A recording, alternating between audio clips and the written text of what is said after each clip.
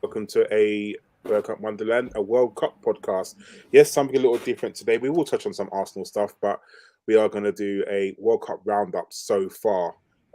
With me today, we have the lovely Danny. He's not moaned once today. He's not moaned that he's cold. He's not moaned that he has to get out of bed. He's not moaned about having to do this show. He's been quite pleasant, haven't you, Danny?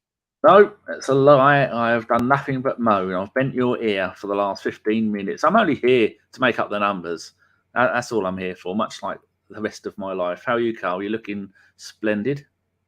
I am very tired, Danny. We are waiting for someone who looks like you, the same size as you, the same beard as you, to come down people's chimneys. You know, we spend the whole year worrying about strangers breaking into our houses, but one day of the year, we allow a fat old man to come in our houses, eat our food, and leave little presents for our kids.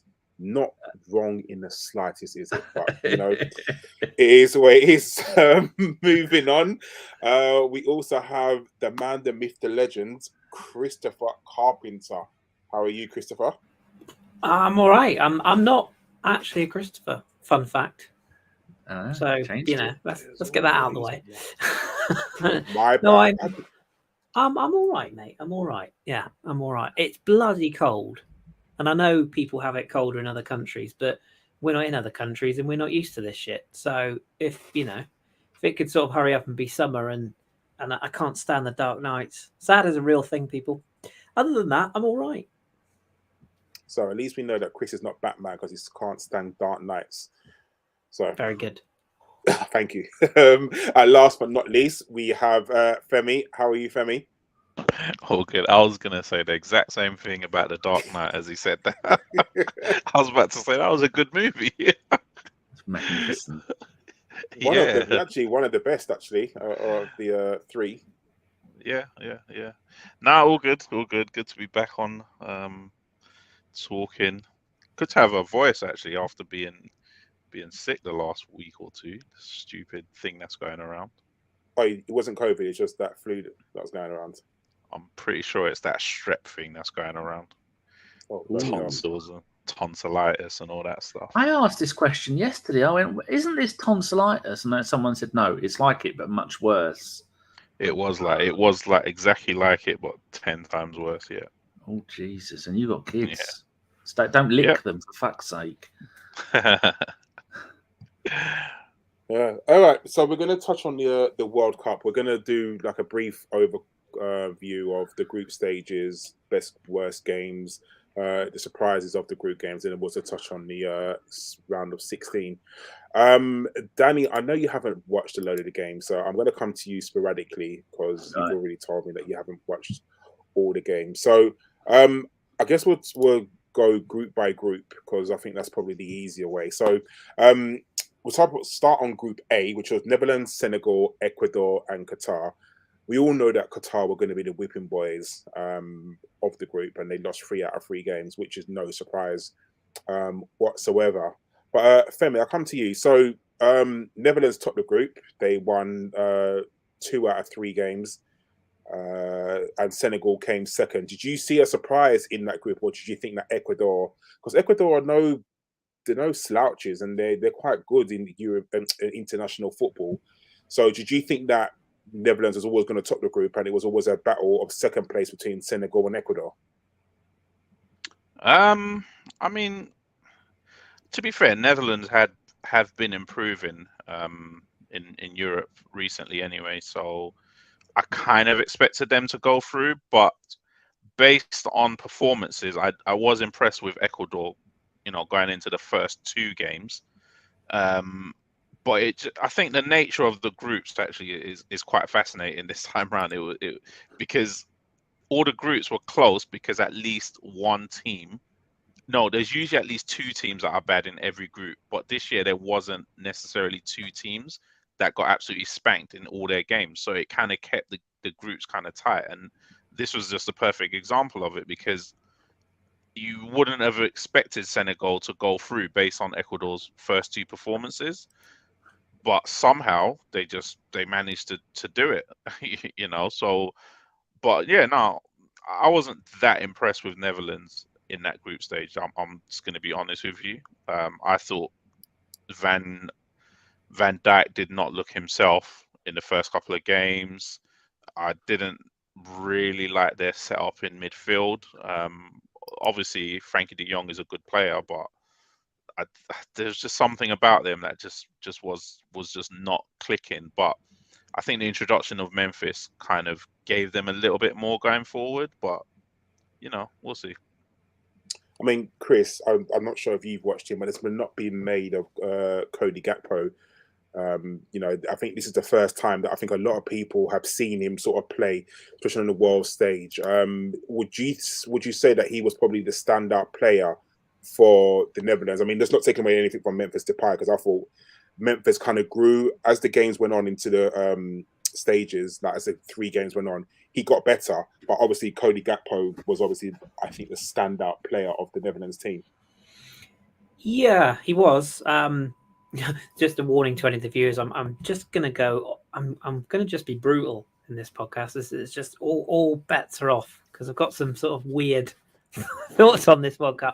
But yeah, I mean he was, but I'm kind of with Femi. I haven't seen anything in the Dutch that has remotely impressed me yet.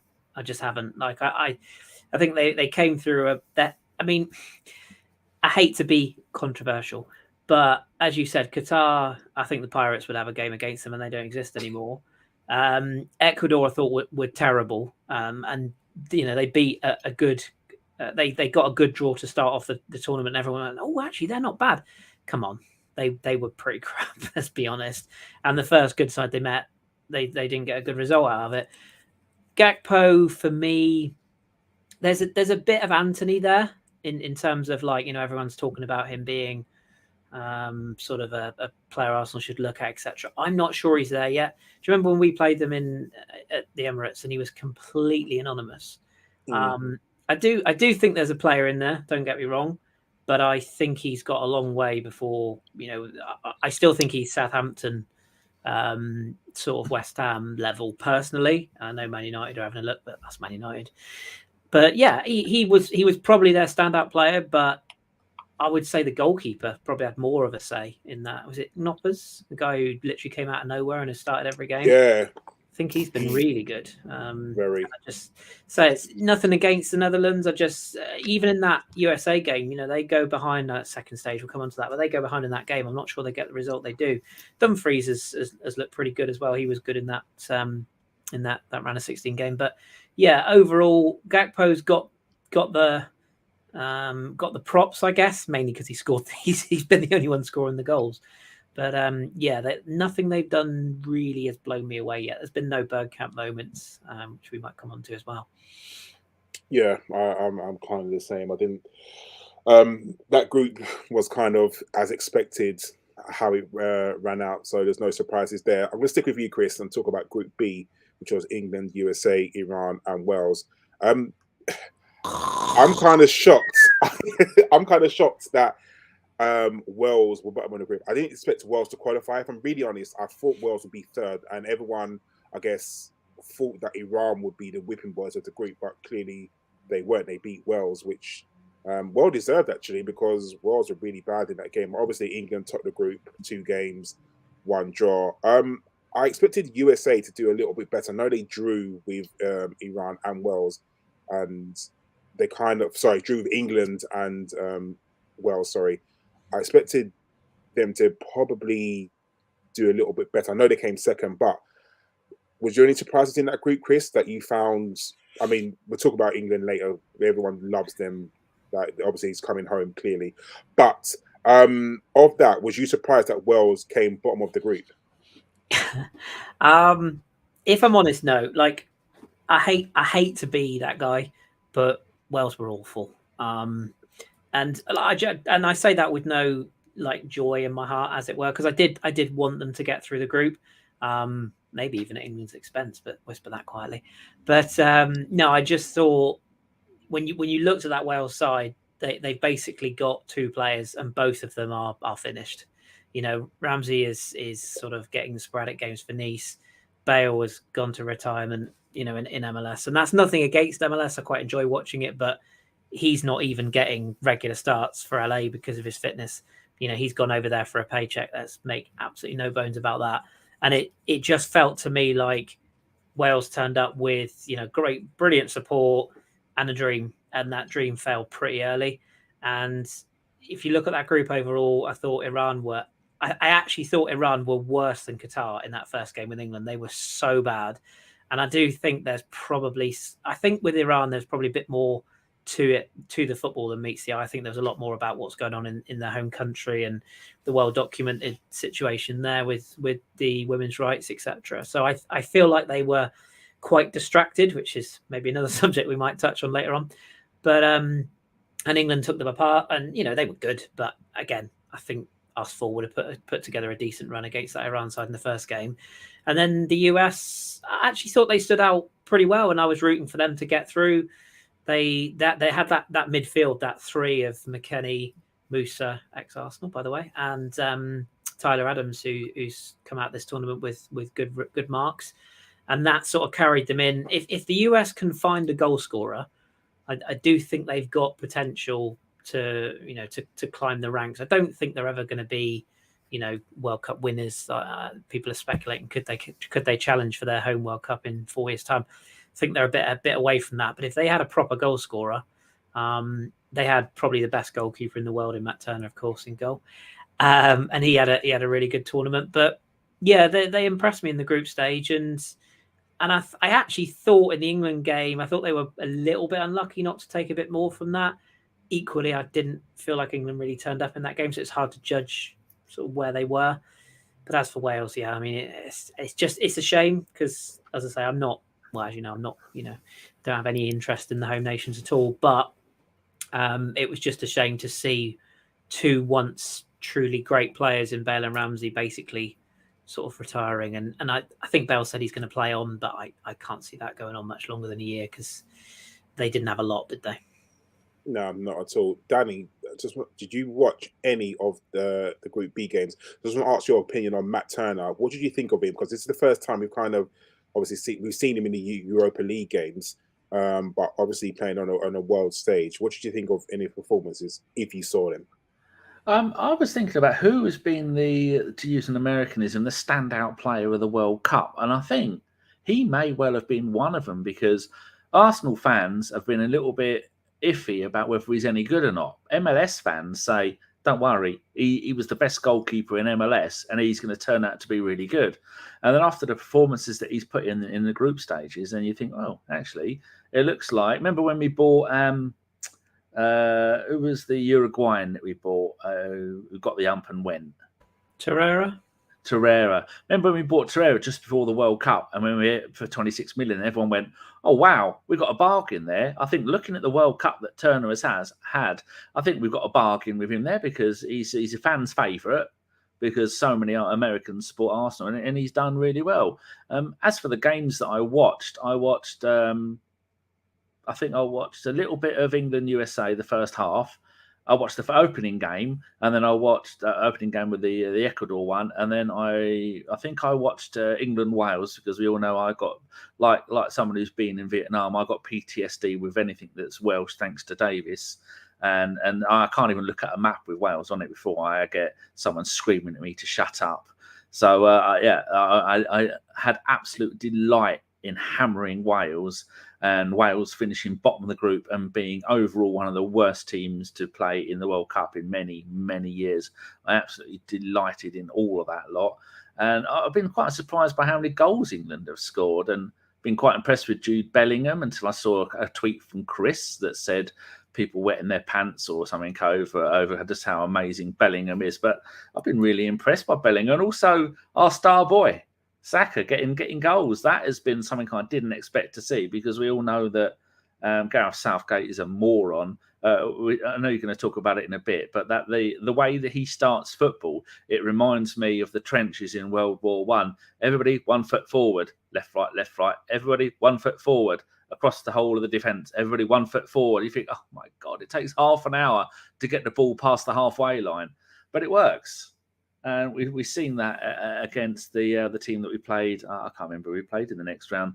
But some of the games that England have played have been very, very boring, and it's been. I watch them and turn them off. The only game I've watched all the way through was the Portugal one last night. Other than that, I've watched bits of it. I watched no highlights, but what I have seen has been quite good. So, but yeah, I think we're going to talk about England and what they're going to do in the next round. But it's nice to see some of the unknowns get through. I mean, like Japan getting through and things like that. But yeah, it just doesn't feel right. Most World Cups I get into, this one, I'll watch every game from now on, though, Karl. Oh, that's so good, Danny. Femi, Kris touched on it just a second ago, saying that USA need a goal scorer. Haven't they got one in Balogun? Don't you think that so the next World Cup's in the USA? Do you think by then Balogun will be playing for the USA and probably starting? No, I don't think he's going to make the switch. What is he, 21?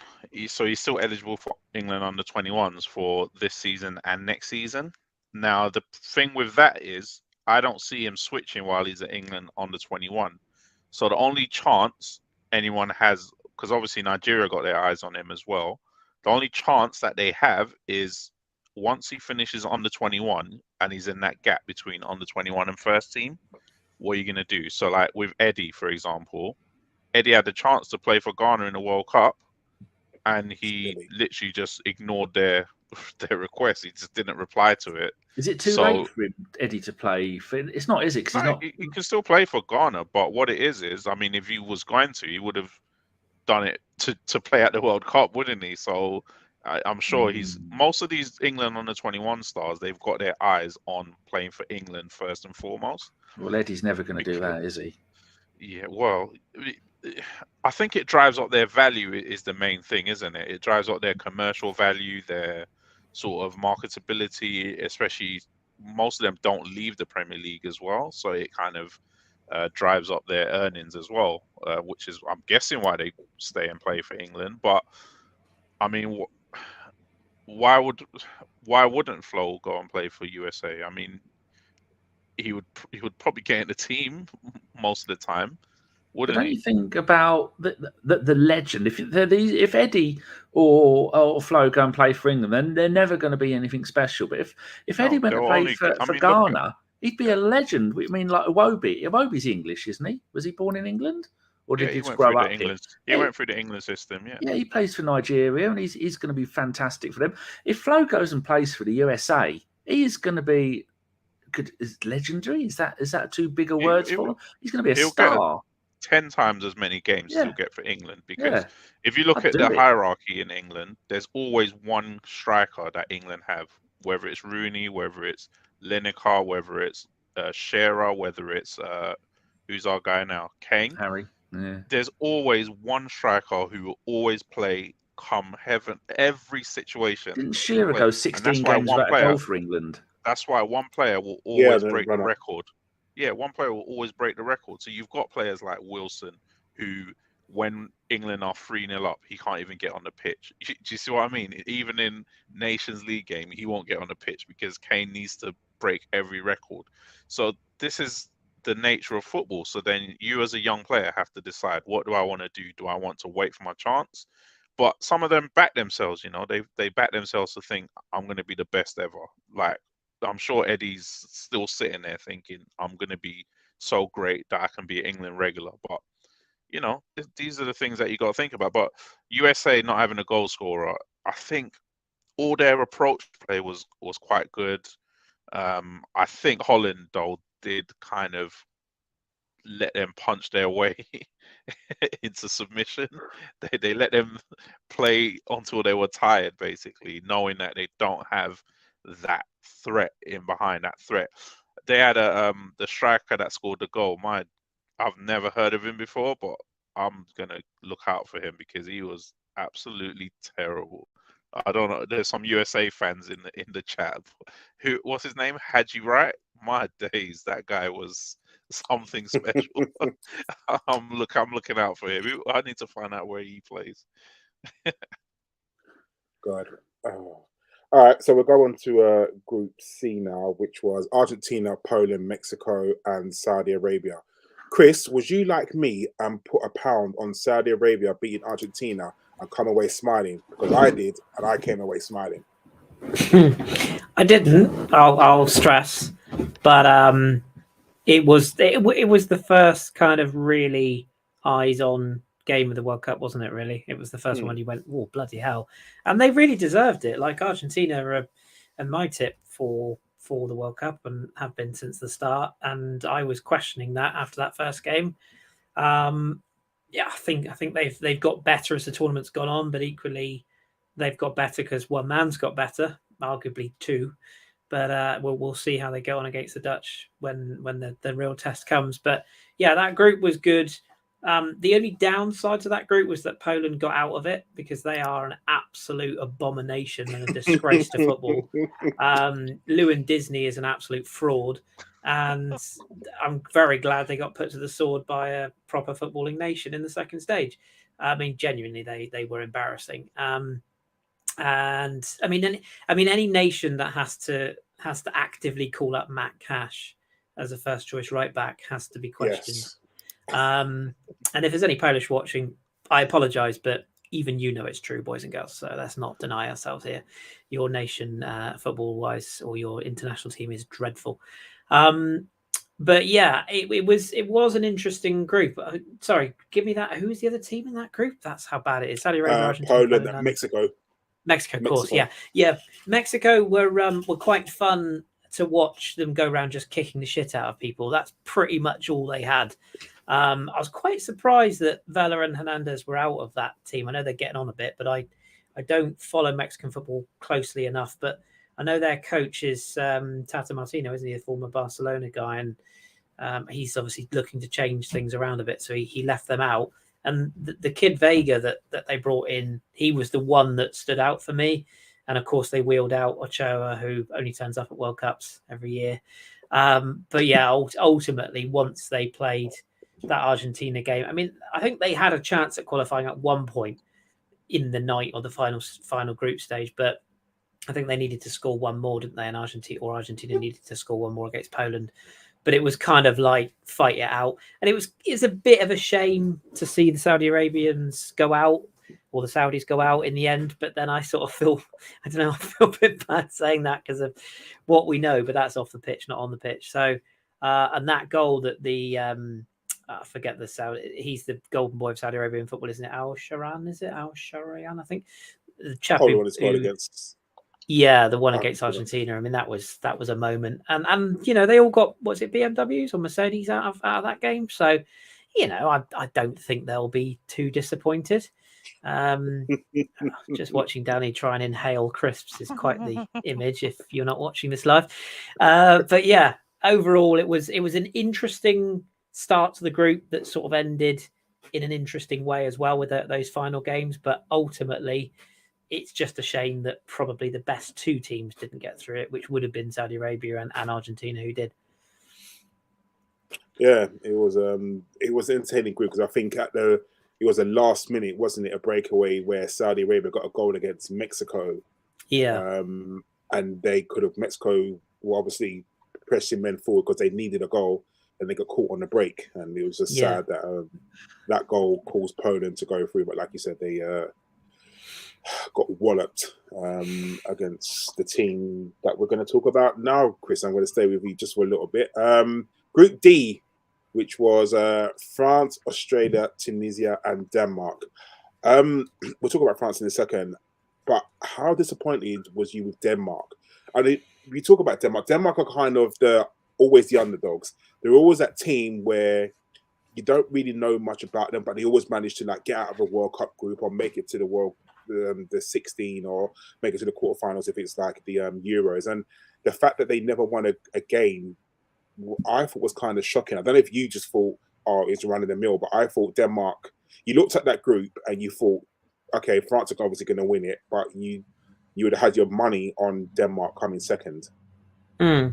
Yeah, well, I mean, there's two schools of thought on this. One, I was absolutely delighted they were terrible. And for the main reason was because talking to Jez, who I podcast with, about France's chances, and we were both a little bit concerned that Denmark might actually win that group, because they have held the Indian sign over France the past couple of meetings. They came into this tournament as sort of quote unquote dark horses. I think a few people thought they'd do well. The problem with Denmark is they turned into Switzerland in this tournament. And I mean, the old Switzerland, just defended, had nothing in attack. I mean, I think they started the first game with, was it Brathwaite, and I can't remember who the other striker is. Cornelius, was it? I think they might have done. Again, the bloke who Ollie took to Cardiff for $8.5 million, right, and ended up selling about a year later, and then he was playing in Turkey. And I think he was at Villa briefly, and I mean just again, Denmark, another team that if like Haaland was Danish instead of Norwegian, they'd probably be all right. But haven't Denmark just gone back to being Denmark? Denmark were an average team, had a great Euros last time, and have just gone back to being what Denmark usually are, which isn't very good. A couple of flair players, but they're like Everton of the international world. I think overall, though, in the group, if you looked at that group on paper, you would have probably said, France would have been expected to get through it, as winners or comfortably. And then I think you would have picked Denmark as the second team. Tunisia were really good. I don't think you can read too much into the France game, because it was a completely changed, the whole France changed their entire lineup. But they were really good in the opening game, and I think that's what caught Denmark unawares. And as for Australia, I mean, they were just a breath of fresh air, weren't they? They just came into it with sort of no fucks given attitude. They were a little bit defensive, but they did it with a smile, like they did it with a team that were well organised. They weren't just lucky. They got through that group deservedly. And to be fair, I think they took the lead in the first game with France. And I think if they always struggled once France equalised, they were always going to lose that game. But they looked in control at the early stages of that game, and they impressed quite a lot of people and deservedly got through. So fair play to them. Yeah, I agree. I mean, Femi, obviously, France were the standout team, and obviously Mbappe and Giroud were the standout players. I was a little bit worried about France, just their midfield. And I don't want to say that France's midfield was based on two players, obviously Pogba and Kante, who never made the World Cup squad because of injuries. But I looked at that France midfield and I thought their defense was very, very good. But to the attack, obviously the attack is brilliant. But I just thought the midfield, I genuinely thought they would struggle in the midfield a little bit. And they've come out well. What did you think of, I mean, like Kris said, obviously the Tunisia game, I feel, I don't want to sort of brush it, just say it was a good changed team, because obviously football is a team sport, and France individually, you look at their players and you think they're absolutely brilliant, and you would have thought they would have beaten that Tunisia team, but the Tunisians, they just kept on going and it just didn't stop. And I think once they got the goal, they were just really, really happy. But did you think that? Did you look at it in the group? Obviously, Australia, the surprise package, but seeing how that group is, was you surprised that Denmark not winning the game? Yeah, I mean, Euro. What were they? Semi-finalists or what did they get to in the Euros? Semi-final, didn't they? And they lost to England in the semis. Yeah, they lost to England in the semis, and they were really good, and that was without Eriksen. So you thought, let's add Eriksen to this, team that was doing well. I mean, a lot of people had them as dark horses pre-tournament. I mean, what the thing that actually is really good and surprising about this, and I'm guessing it covers a lot of the groups, is you notice that once teams started making changes to like their preferred lineups, you saw the big drop off, and that's actually really encouraging in football. That football is about chemistry, isn't it? And it's more of a team sport now than ever. When you're saying there's some individual brilliance in the tournament, like Mbappe and a few Messi performances, but what we're seeing more about football is it's more about structures and organization and the way that the team plays. And you notice that because we didn't have a pre-tournament games, a lot of the players that came in that third game, they're just coming in cold, basically, not any connection to the team. And it just shows you that even if you're a really good player, or like what's his name, Camavinga, Camavinga, is it? Yeah, playing him at left back.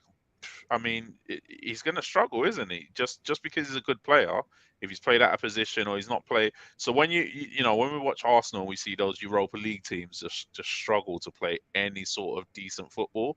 It just goes to show, doesn't it, that you just can't throw 11 players together and say, just go and play. It just never works. And we saw that countless times so far in this World Cup, especially in a lot of those third games.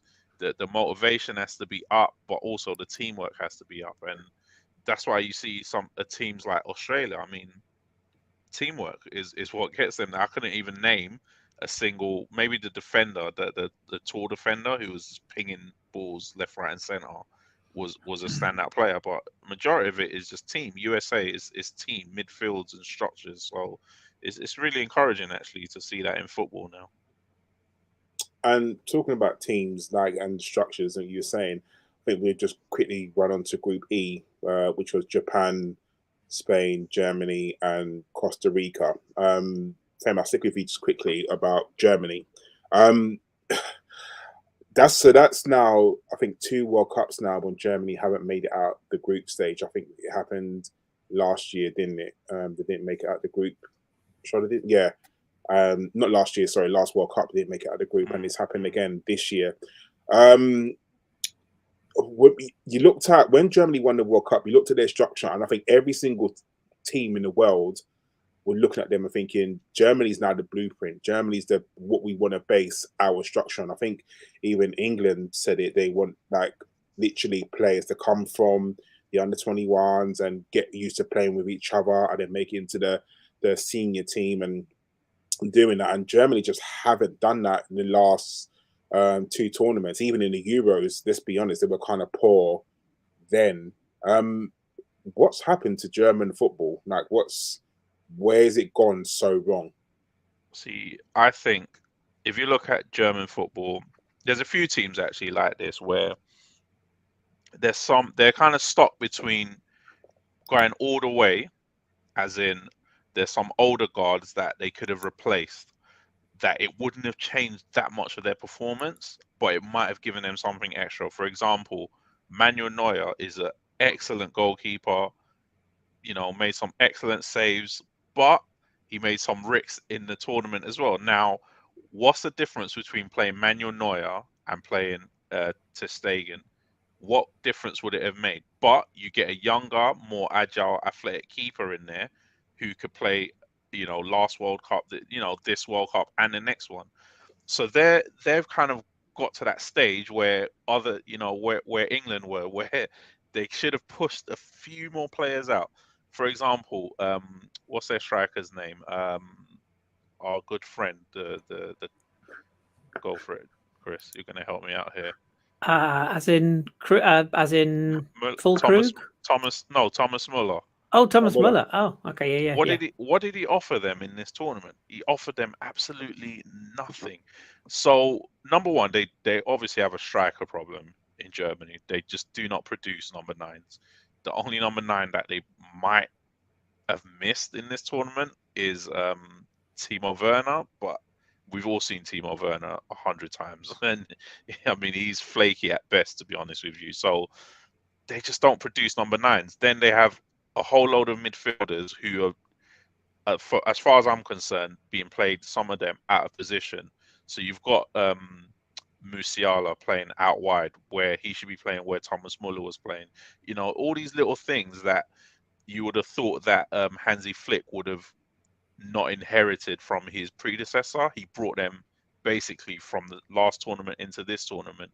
So it's kind of like just they were in that heart. And I think Spain were to a lesser extent in that kind of in between as well, where they're kind of playing that old Spain football, but no striker again. They just don't have a centre forward, and it's actually a theme in this World Cup. There's just the lack of young number 9s in world football is absolutely frightening, to be honest with you. There's a lot of nice forwards, but number 9s, and I think Germany and Spain totally lacked that killer instinct up front. Do you remember before we did a podcast? I think it was me and Kris and might have been Karl before the World Cup started, and I made a point. I went, I reckon the teams that are going to do well in this World Cup are teams that have got a striker. I think that's the only decent point I've ever made about a World Cup. People go back and listen to it. Feel free to clip it and share it with all the pundits. I said, unless I look through all the teams with no striker, no, you need a goal scorer. And so many teams haven't got goal scorers. And you look at the teams that have got goal scorers, mainly France. That's why France are going to win the World Cup. Or it's going to be a France-Brazil final. Argentina have been, they've just been terrible. They fluked their way through. England's what top goal scorer is Kane. What's he got? 1 goal? So that's why they're not going to be able to do it. It's going to come back down to like it was in the old days. All these tricky flair players. I remember Spain have won it with a tiki-taki, and then someone put on the paper the other day it's gone from tiki-taka to TikTok because of the style of players that they've got. But unless you've got someone you can rely on for goals, you ain't going to do it in this World Cup.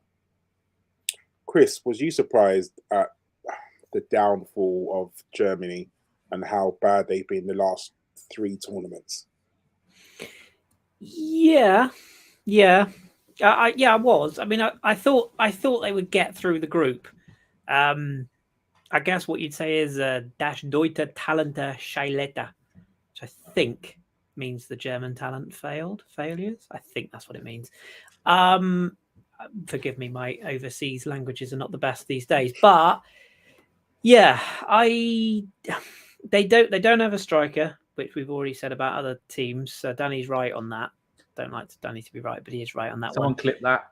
But also, I feel like Germany are kind of in transition, almost where the Spanish were before this tournament.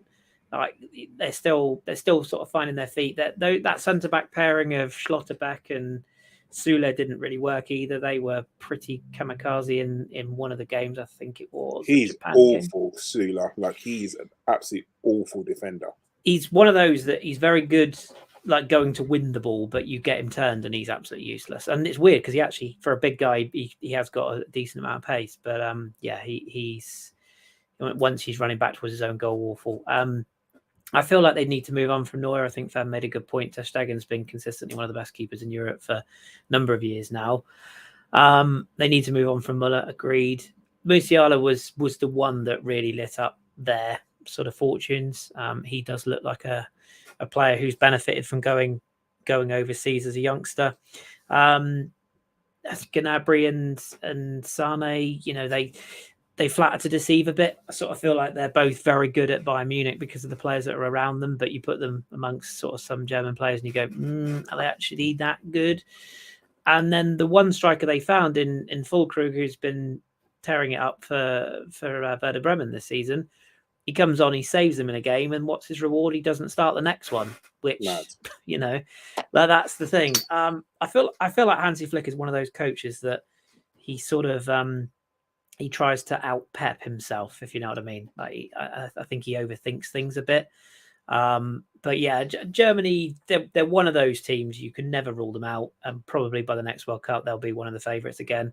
But to go out in back-to-back tournaments is not very German, is it? It's not very what we're used to. They're usually quite a good bet to get to the last stages regardless. But again, they need a goal scorer. It's weird having Klinsmann in the commentary box or in the pundits box, and aside from him basically upsetting the entire country of Iran, they could have done with him out on the pitch, because you think of the strikers Germany have had over the years, like him, Gerd Müller, Rudi Voller, some of their strikers over the years, even Klose and Bierhoff, if you remember that far back. No, I'd have a Bierhoff, yeah. They've had some fantastic strikers, and right now they just don't really have one.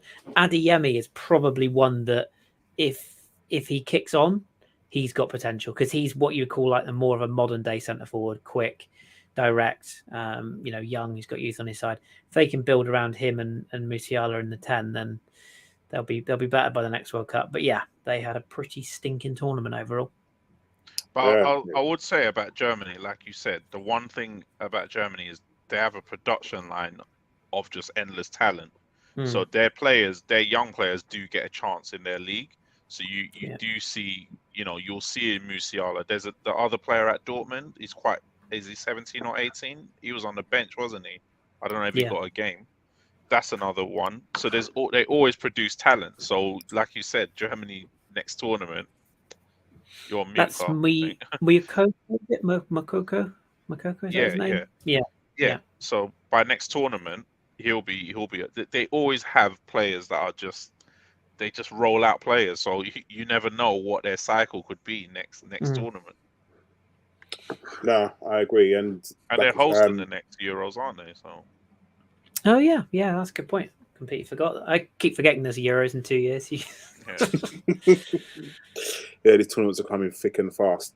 Right, so quickly we move on to Group F: Morocco, Croatia, Belgium, and Canada. Are we seeing the golden era of Belgium football disappear like into the ether? Because they were really bad as well. We've just come out. I don't know if anyone's seen the news today that Eden Hazard is quit international football. Obviously, he's given up. There's talks of Thierry Henry and Thomas Vermaelen taking over as the head coach of Belgium. Kris, first of all, have we seen the golden era of Belgian football disappear? Well, first of all, Eden Hazard is the first player to retire from international football 3 years after he retired from domestic football. I was going to make that point. Credit where credit's due there. And genuinely, aside from him being a Chelsea player, which naturally means that I dislike him, but when he was in Lille, I mean, I don't know if you remember, but he's one of the famous "I could have had him" Arsene Wenger signings. We were looking at him when he was at Lille, and as a younger player and a fit player, he was a joy to watch. Even at Chelsea, let's be honest, he was pretty bloody good. And then he just ended his career, which was lovely of him. But it's a shame. But yeah, they need to move forward. I mean, any defense that's got Jan Vertonghen and Toby Alderweireld in it still.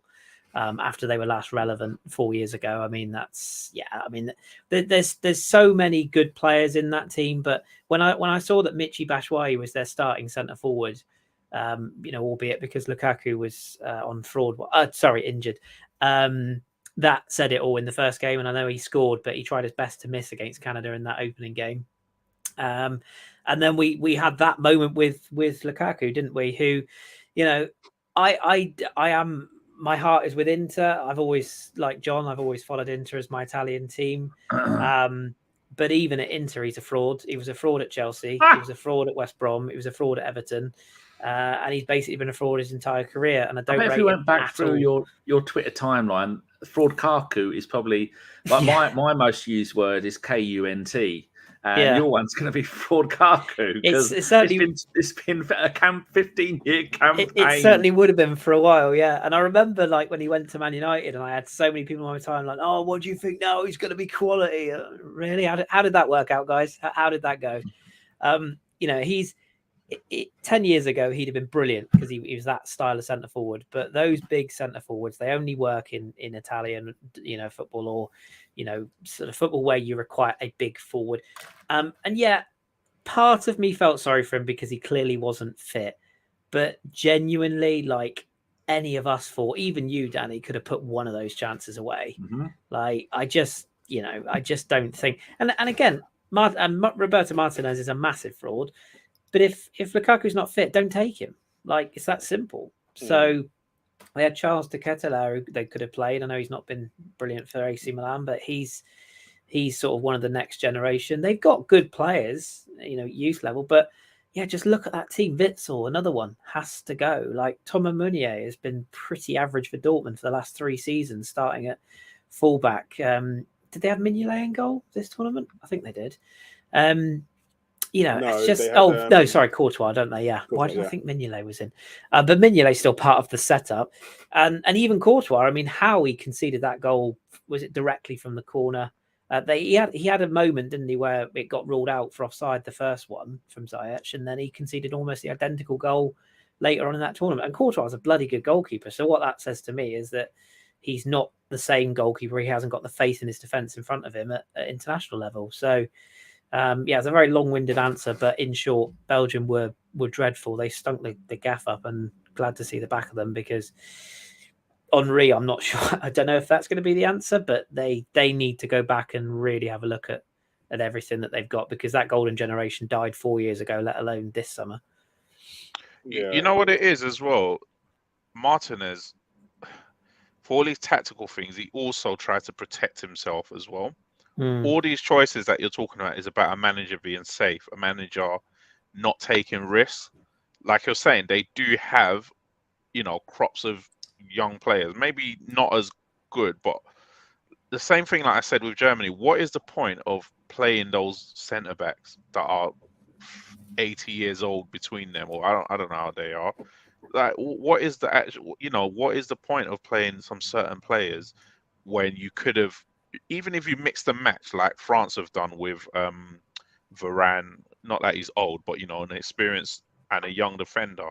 You've just wasted. They basically wasted the tournament. Playing Batshuayi and all of this stuff and it was just to protect himself. If he was, this is why international managers, change so much or rotate, because your job also is to, bring on the next generation. The only manager that I've actually, even though I don't really like him as a manager, that's kind of done that is the Portugal manager. Look what he's done, the way he's mixed and blended with, that kind of older core, and you see the core of players that he's brought through, and they're still bringing through players. That's what you're supposed to do as a manager. And did they call up? I can't even remember. I didn't remember looking at their squad, but did they call up Wout Weghorst at Leicester? He's Belgian, isn't he? I think he was on the bench, if I'm not mistaken. Yeah, and since he's come into Leicester, they barely. Yeah, the budget David Luiz. He was fantastic in France before he signed. He was in the squad. I'll double check. Yeah, I think he was. Double check that. But yeah, I mean, he should have been a shoo-in. Like, just he's literally single-handedly transformed Leicester's defence by being a front foot active defender, stepping out and making key interceptions. And yeah, he is a little bit. Ironically, he is a bit David Luiz. He's a little bit sort of makes the odd error, but he's been brilliant. Leicester barely conceded a goal since he's gone in there, and they were basically relegated at one point of the season. So yeah, I mean, you play the players in form. He is. He was on the bench. There you go. Weghorst. Yeah, and they've got other players. Jeremy Doku, I think, was injured for this tournament. He was on the bench as well. He was on. Okay. Yeah, he's flattered. He's flattered to deceive at Rennes, but he is, he's a raw sort of product, raw talent. I think Onana got games, didn't he, the Everton boy?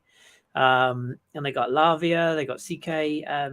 What's the lad? I think it's Vrax. I think that's how you pronounce it, Vrax. I think he's playing in the Belgian league. They've got young players, and I know, you don't just throw them all in at once, but at least sort of, when you're picking that centre back partnership, I mean, what are you thinking? That is just the turning circle of the Titanic. I'm still laughing over retired 3 years after he's come. It was low hanging fruit, to be fair, but yeah. No, it's obvious as well. I guess the surprise of that group was Morocco, and anyone who's seen Morocco play, especially yesterday's game, which we'll touch on later on, they were absolutely brilliant. Like, Morocco were a breath of fresh air the way they play. I mean, there's is it Ziyech who can't get a game at Chelsea, but you give him time to flourish. And Morocco, he's been absolutely brilliant. Hakimi again, he's the best right back excellent. in the world. Like, he's absolutely excellent. Like, even throughout the tournament, not just yesterday's game, but throughout the tournament, he's been absolutely brilliant. And I think it's really good to see. Not just, no one wants to see just South American and European teams get through. I think it's really good that some African teams got through. Morocco got through, and Senegal got through, which is obviously, I know they're out now, but it's good to see them get through. Tunisia obviously just missed out. So I guess Morocco, Kris, were they kind of like, did you think they were going to top the group, or did you think it was going to be Belgium and Croatia that was going to go through of that group? Yeah, hand on heart, I thought Croatia would get through top, and I thought Belgium would squeak it just because I thought they couldn't be that bad. But yeah, Morocco, that they've surprised me. I'll put it that way. They have surprised me. But when you look at that squad, they've got a lot of very good players. The one that's really amused me is Sofiane Boufal, because if you'd seen the Sofiane Boufal I have, particularly at Angers, who are bottom of Ligue 1 right now, and he was the player who went to Southampton and sort of stank it up for 6 months. He's one of those, I think, what they call a mercurial talent, where you know they've got it in the locker, but they often just can't be asked. And he's just a classic. I guess he kind of was what Pepe was to Arsenal. You could see the ability was there, but he never showed it enough. But yeah, on his day, Boufal's brilliant, and he's carried that forward line. Like you say, Ziyech is kind of one of those players that blows hot and cold. But I think it's the coach. Is it Zagaragi, something like that? But he came in like out of nowhere. I think he won the Casablanca League or something stupid, like completely random. It's not a stupid league, but a completely sort of stupid, like in our view, tournament, I guess. And then he took over there, and apparently, like, the players love him, and he's just sort of formulated this togetherness, and they've That's obviously how they got Ziyech back, isn't it? And I think a couple of the others, yeah, fallen out of the last manager. I heard that on Yeah. Radio 5. Ziyech was saying that I think his quote was that he would die for the current manager. That's how much he loves him. And although he is a bit of a moody twat, he sort of said, if there's anything this manager asked me to do, I'll do it. And the bollocks on Hakimi yesterday to do that. But yeah, I mean, he's the best fullback in the world right now, I think. He was, how Real Madrid never took up the option to keep him is beyond me. But he's a classic story. And the goalkeeper Bunu has been really good for Sevilla. He plays for. But he wasn't very good in the last penalty shootout they had. I think it was the last tournament in the African Cup of Nations. He didn't save one. Well, he made up for that yesterday, big time. And they were good saves as well. Like, they weren't just, they weren't sort of poor penalties. Apart from Busquets wasn't that particularly good. But yeah, what a good story for an African nation to get through. And I'd love to say that I'd like to see them get through further. I know we'll come on to that game. I think this is probably where the journey will end. But fair play to them. They've done it in their own unique way, but they've taken African football on to another level, and fair play to them. Yeah, every game to get from Africa to get to that stage, aren't they? And every game they've played has been like a home game. Yeah, they have packed out the stadium. Only them and Argentina have packed out every single game. Argentina, I don't know how their fans have got that many tickets. I'm not even going to lie to you, because I put in for loads of tickets for the World Cup, and I only got one. What game's that for? It's quarter-final, isn't it? What is it? This week. I've which rid game? of it. I'm clearly not going, am I? It would have been. It would have been. Well, I could still go. I don't know. It would have been. What's this Friday night? Netherlands, Argentina. Funny enough. Yeah. Funny enough, I should have sold my tickets to them. They would have snapped that up. They've been hoovering up all the tickets. Argentina fans. Morocco had so many fans, they had to go and celebrate at both ends when they won. That's just amazing. But it's not a far journey for them, is it?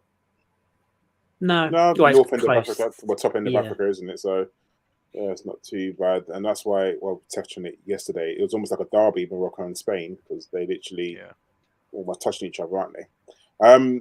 Group G: Brazil, Switzerland, Cameroon, and Serbia.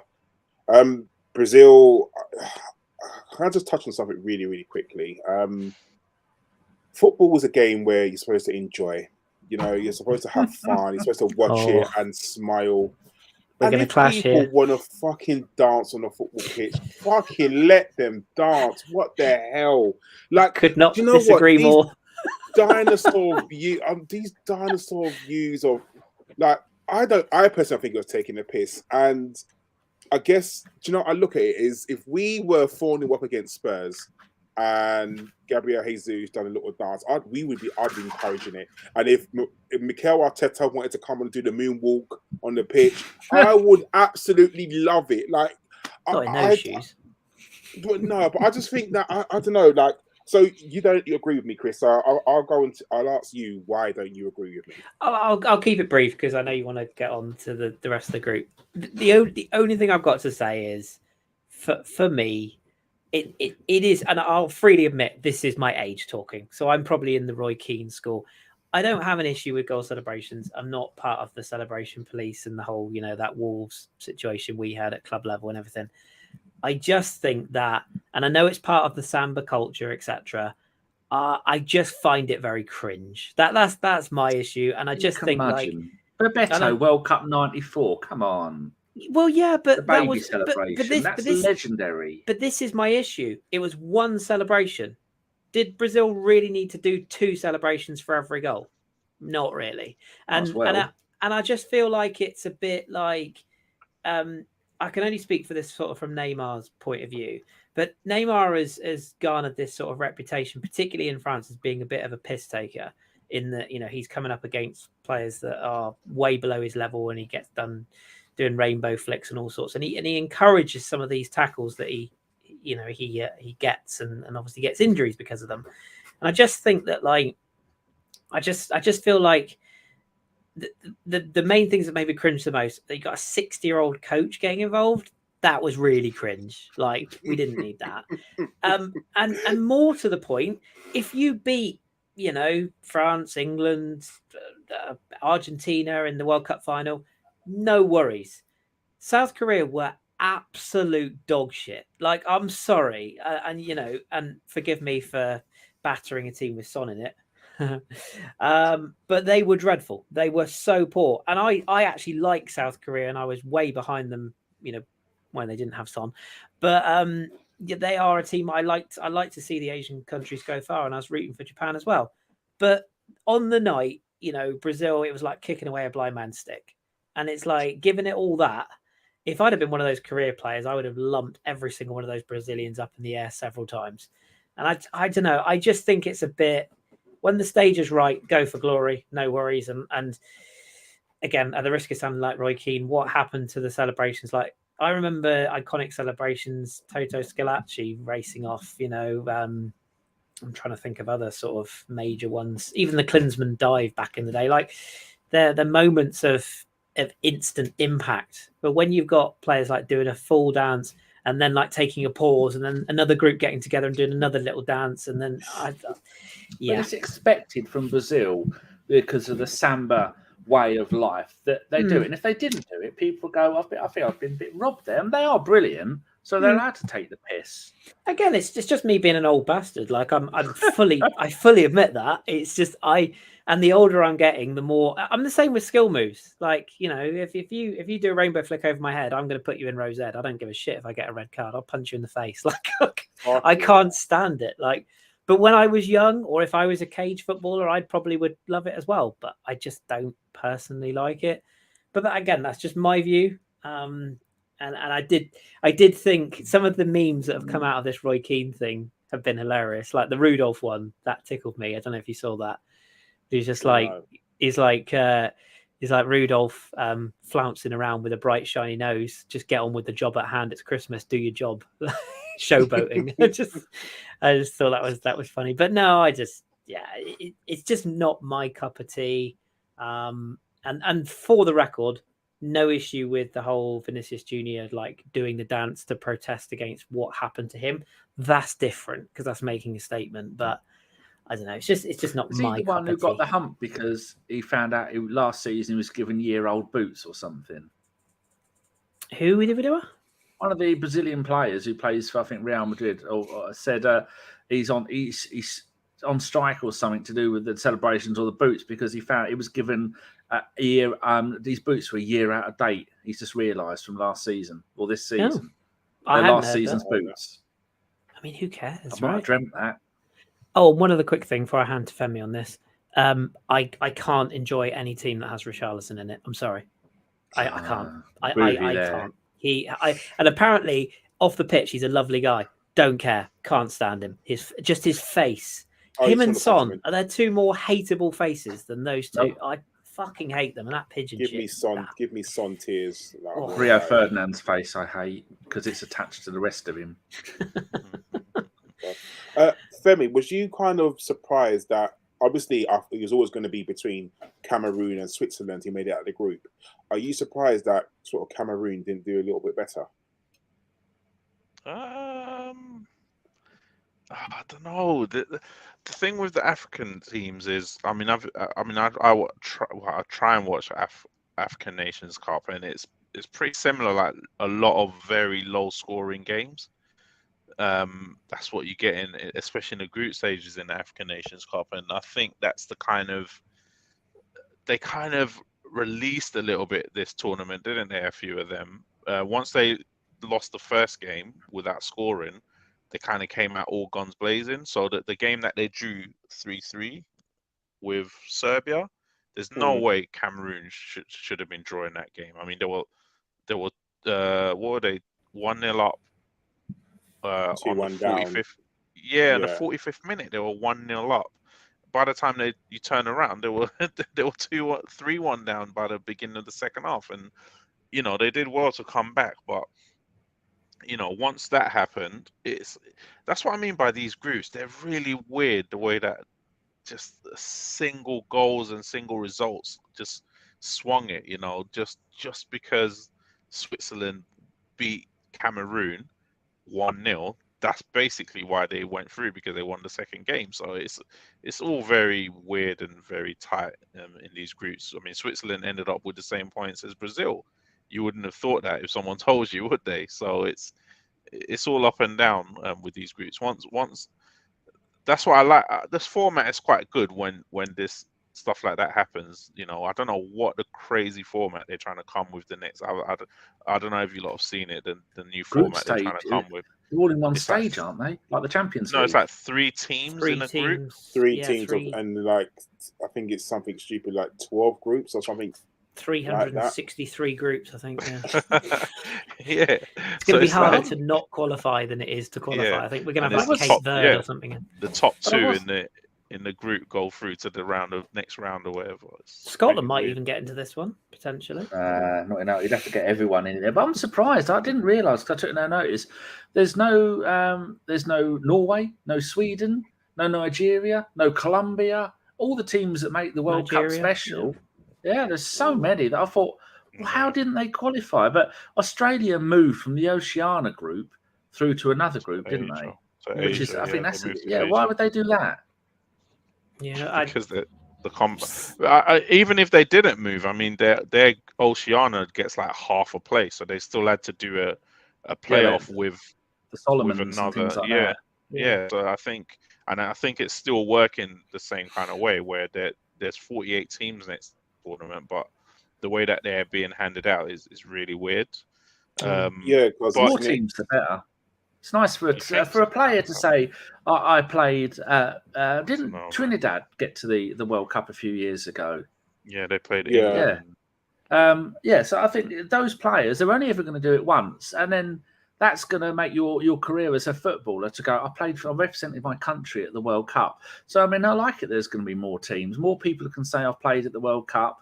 And it's just more of a celebration of football rather than just the same old boring team like Belgium getting there and failing to live up to it. So, I look forward to it. I heard that, but we have had a really exciting group stage, more than usual this year. And that's because the gap in the world football is kind of closing. I don't know if that's what a lot of people think. I'd be well up for like more teams, but I don't want the groups of 3 because I feel like that's sort of Scottish. So is it 1 and 2 go through from each group, or is it one the first goes through and the next one is a playoff? Or you got like it's very Europa conference-y 3 groups, isn't it? If you keep it to 4 teams per group and you maybe seed it, that will be interesting. Is if they said, right, we're going to have, we're going to split it into UEFA, CAF, CONCACAF, and you basically had like say 4 groups of 4 from all the different localities of FIFA, I guess, around the world, and then you said, right, the top 2 nations go through, and then there's a playoff between the 3 or say 4 of the best third places or whatever, and then you actively have a team that can progress through a bracket that's like, dare I say, like the lesser bracket. So you have almost like 2 World Cups going on at the same time. And then the best team of the worst pot, if you will, have a chance at getting to a quarterfinals or a last 16. That would be interesting. I don't know how it logistically would work. I mean, I'm sure if you pay FIFA enough money and slip them a few brown envelopes, they'll make it work for you. But allegedly. But would be interesting, and it would be nice to see more teams in it if you do it the right way. Yeah, we know why they're doing this anyway, because they are dead scared of the South American teams joining the Europa Conference League, which is looking like they are desperately trying to do. Yeah, if and you got, FIFA do not want that to happen. If you get the Libertadores teams joining the Champions League, they are screwed because the money in that is going to be huge. But but no, I mean it's a great idea. What you don't want, with the greatest respects, being somebody who loves Malta, for example, you don't want a team not of Malta's size, but you don't want a Malta in a group with Germany, Spain, and Argentina. Like that's what you don't want. Because you just know what's going to happen. Exactly. 10-0 every game. But if you've got a group which is almost like one of the few things the Nations League's done well, where you've actually got teams like San Marino playing against Luxembourg, playing against, yes, it's a bit purist to tune in for those games, but some of them have been really good. And again, speaking from experience of what I've seen with Malta, I think they got a draw with Greece fairly recently. I think they beat a decent nation. Might have been Czech Republic. They had a decent result against. They are improving as a result of this. San Marino will always be pretty terrible, bless them. But you got clubs, world teams like Gibraltar who have formed. There's talk of Catalonia being a team now, isn't there? So, that's how you improve the lesser teams, but you have to keep them away from the bigger teams until they earn the right, I guess, to come through it. And then you say, right, well, if you get through that, and then you end up losing 12-0 to Argentina, so be it. But yeah, you can't have those in the main groups, I don't think. No, I agree. We'll do Group H very, very quickly, which was Portugal, South Korea, Uruguay, and Ghana. I guess looking at that. Have we got permission to talk about Portugal? Do we need to give Cristiano a call and just check he's all right with it first? I mean, obviously they've gone through, and he doesn't celebrate with his team. His career is going out really sad. We're touching him in a second. Yeah, but I guess everyone, well, I was at least, I'm sure Femi was as well, was waiting for that Uruguay-Ghana game because that was the build-up and the hype. And watching that game, I watched that game obviously for everything. And how Andre Ayew, or both the Ayew brothers, are professional footballers, I do not know. I genuinely don't know. And Thomas Partey was really, really bad in that game. I hope he's not carrying an injury, but he was not very good in that game. That group, I'll be honest with you, was an absolute mess. Because it just didn't. That group for me just didn't make sense at all. Because you had just everyone beating everyone and teams drawing, and just what? I guess the best thing that I saw, obviously, was when Uruguay didn't qualify, and seeing Luis Suarez's tears is almost as good as seeing Heung-min Son's tears. But that was brilliant. But that group for me was just an absolute shambles of a group. It's exciting, of course it was. But yeah, for me, that group was just a very nonsense group. And it was a shame that Ghana didn't do very well. I guess it's good from an Arsenal point of view because Thomas Partey can go for his little 2-week break and then obviously join the squad back and protect him at all costs.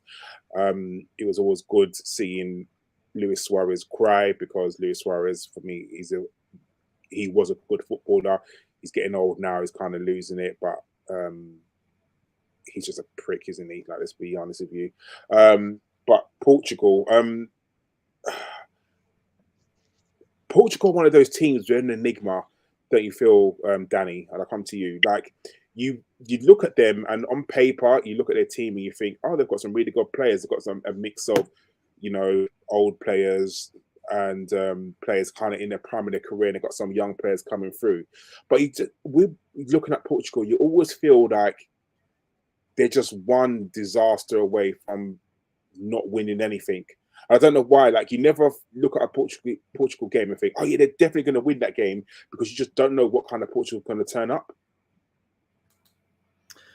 Yeah, they. I think when you are that famous for being a one-man team, then everything comes down to that one person, and then people begin to believe that team is only one person. When we've seen this World Cup. Hernandez has been really important. That new bloke they got, a centre back, young man. He's only going to be 40 in February, scoring a goal for them. You've got that. I think they are doing it right, where they have got the legacy players, and then you've got the new ones, like this young man, Ramos bloke. His record, I mean, he's only just started doing it for Benfica, but I've been thinking, who's going to be the best player of the tournament? And that display by him against a decent defensive Switzerland side was absolutely stunning. That, for, I mean, not just because of goals, but that was my game of the tournament so far. That and England smashing the Welsh, but they've got the right combination of, and that seems they've got a manager who's willing to do what you need to do at times and drop Ronaldo, because I mean, if he had his own way, he'd be player manager at 50. But they have always been a team that I think people compare them to Spain because they're next door to each other. And they're like the poor relations. Like when people look at Scotland and Wales compared to England, they're always seen as second best to it. So I've always quite liked Portugal as a country, one of the countries I like to go and live in because it's nice and warm.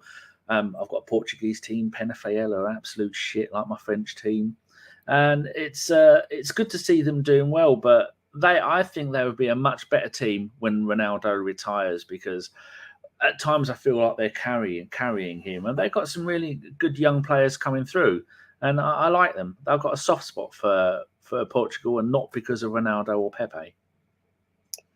Kris, we'll stick with Ronaldo. There's no doubting his talent. He's an extremely good player, arguably, the best top 2 players in the world for the last 10 years.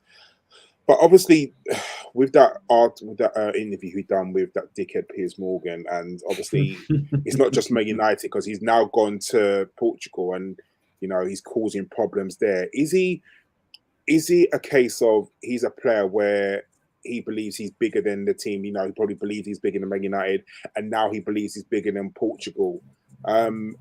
Is it sad? Not sad, but is his career or his legacy going to be tarnished by these antics that are happening now? Yeah, potentially. I touched on it earlier on where I said about Bale and Ramsey. I feel like this has been the World Cup where we've seen so many players who've just hung on that little bit too long. You mentioned Soares, Cavani still knocking around at Uruguay. Diego Godin is still there. A few of the Cameroon squad are getting up there in age. We mentioned the Belgian golden generation.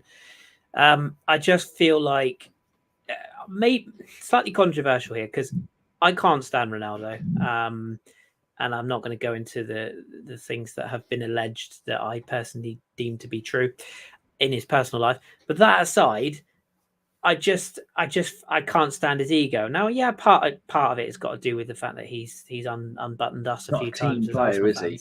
Which is no, essentially what football is. And again, I just think of trying to manage an ego like that. And I'm no Man United fan, but I kind of felt for Ten Hag having to deal with that.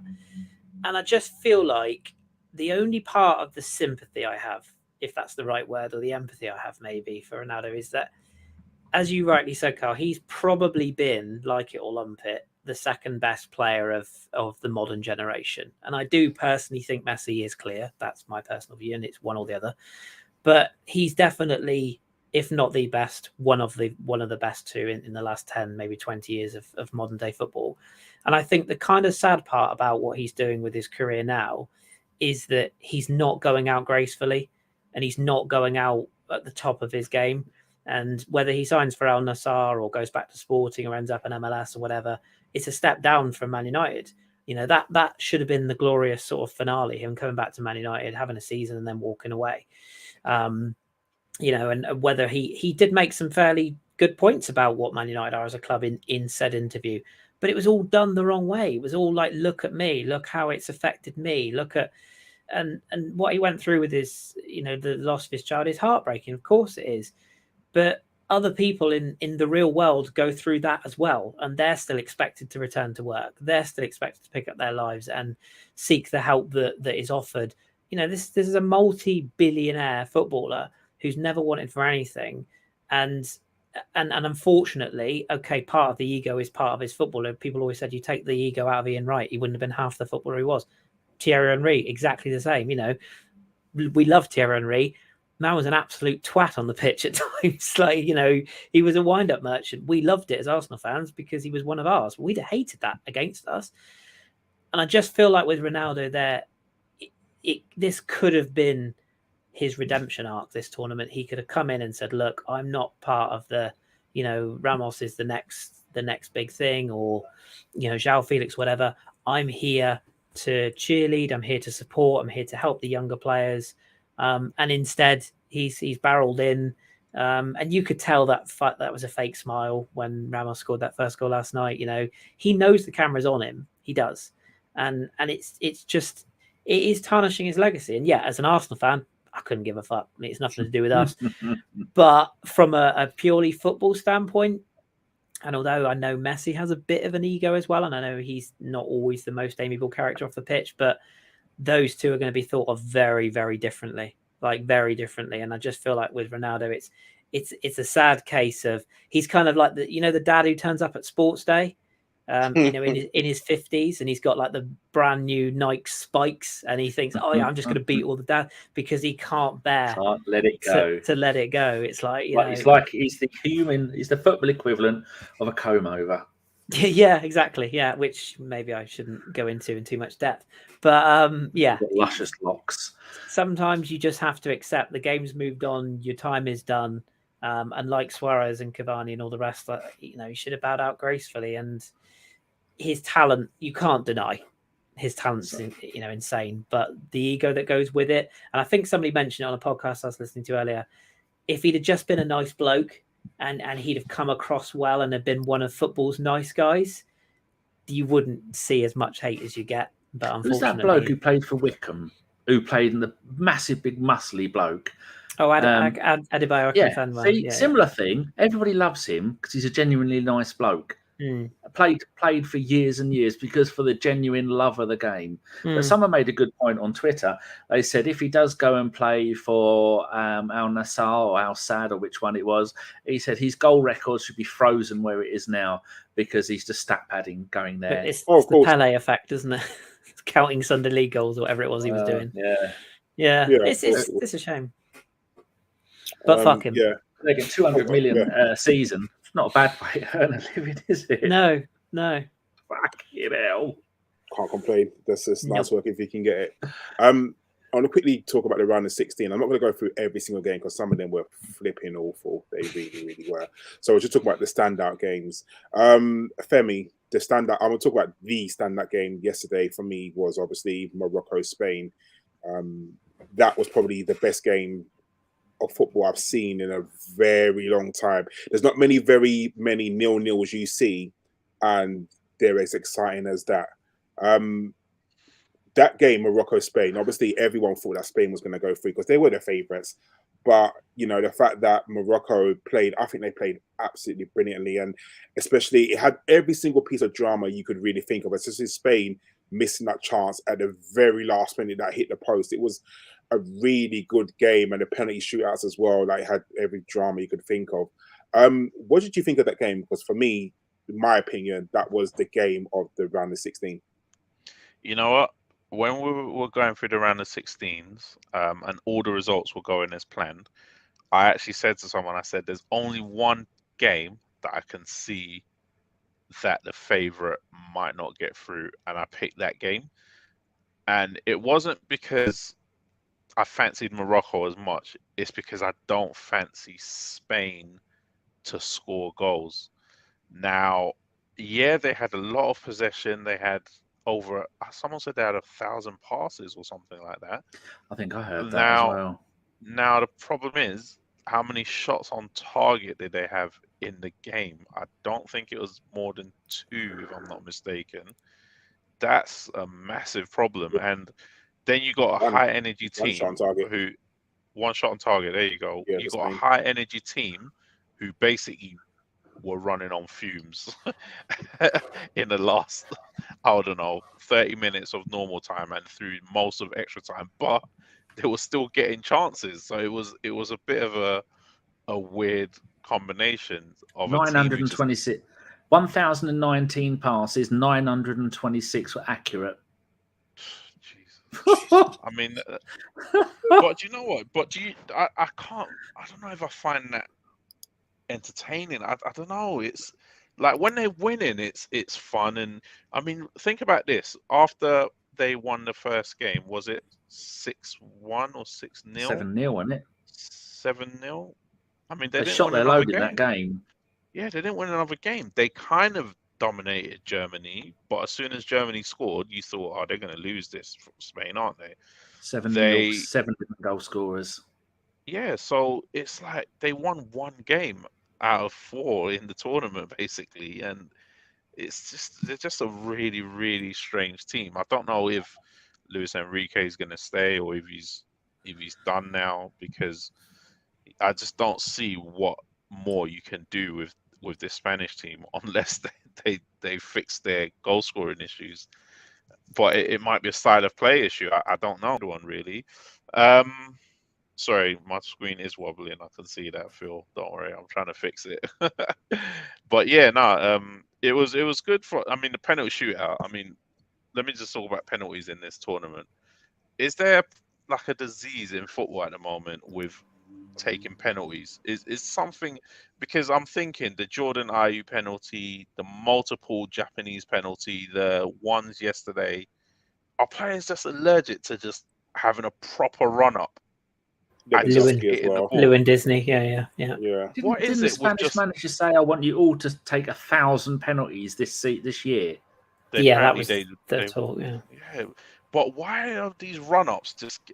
It's like they're kind of stuck between doing that Lewandowski thing where you wait for the keeper to go, but the keepers are getting smarter now where they're standing behind the line and they're saying, okay, you go out, you go, and because the run-ups are so short, the penalties are absolutely perfect. There's not enough power to get in them. There's no power in any of them, and it's just like so many of them. It's also unfair on the goalkeepers because Lloris was punished for that Lewandowski first one where he came off his line. But it's like, you know, if these strikers are going to fanny arse around and stop for 4 weeks before, well, like what chance has the goalkeeper got? Like, you know, you come off your line because the striker, you're trying to anticipate where the striker's going.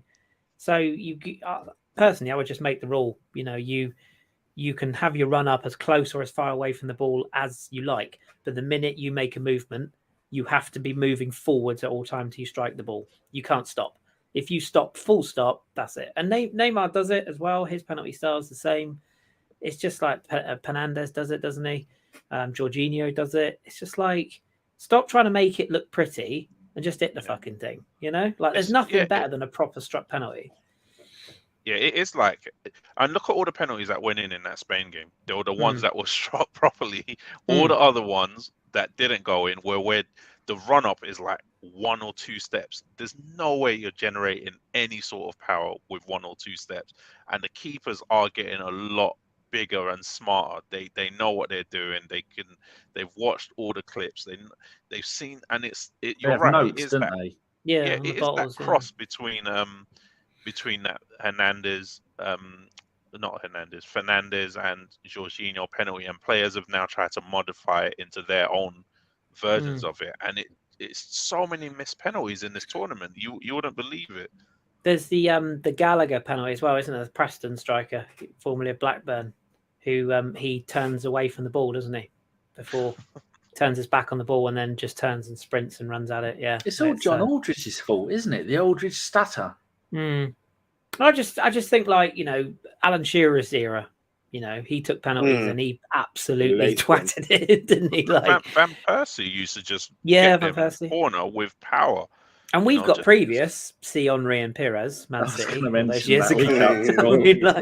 You know, I just think it's players trying to outthink it. Like I say, it's harsh on goalkeepers because you can't say to the goalkeeper, right, you cannot come off your line if the strikers are fannying around. And we don't want to go to the MLS All-Star days of running up to the halfway line. Yeah, I like it.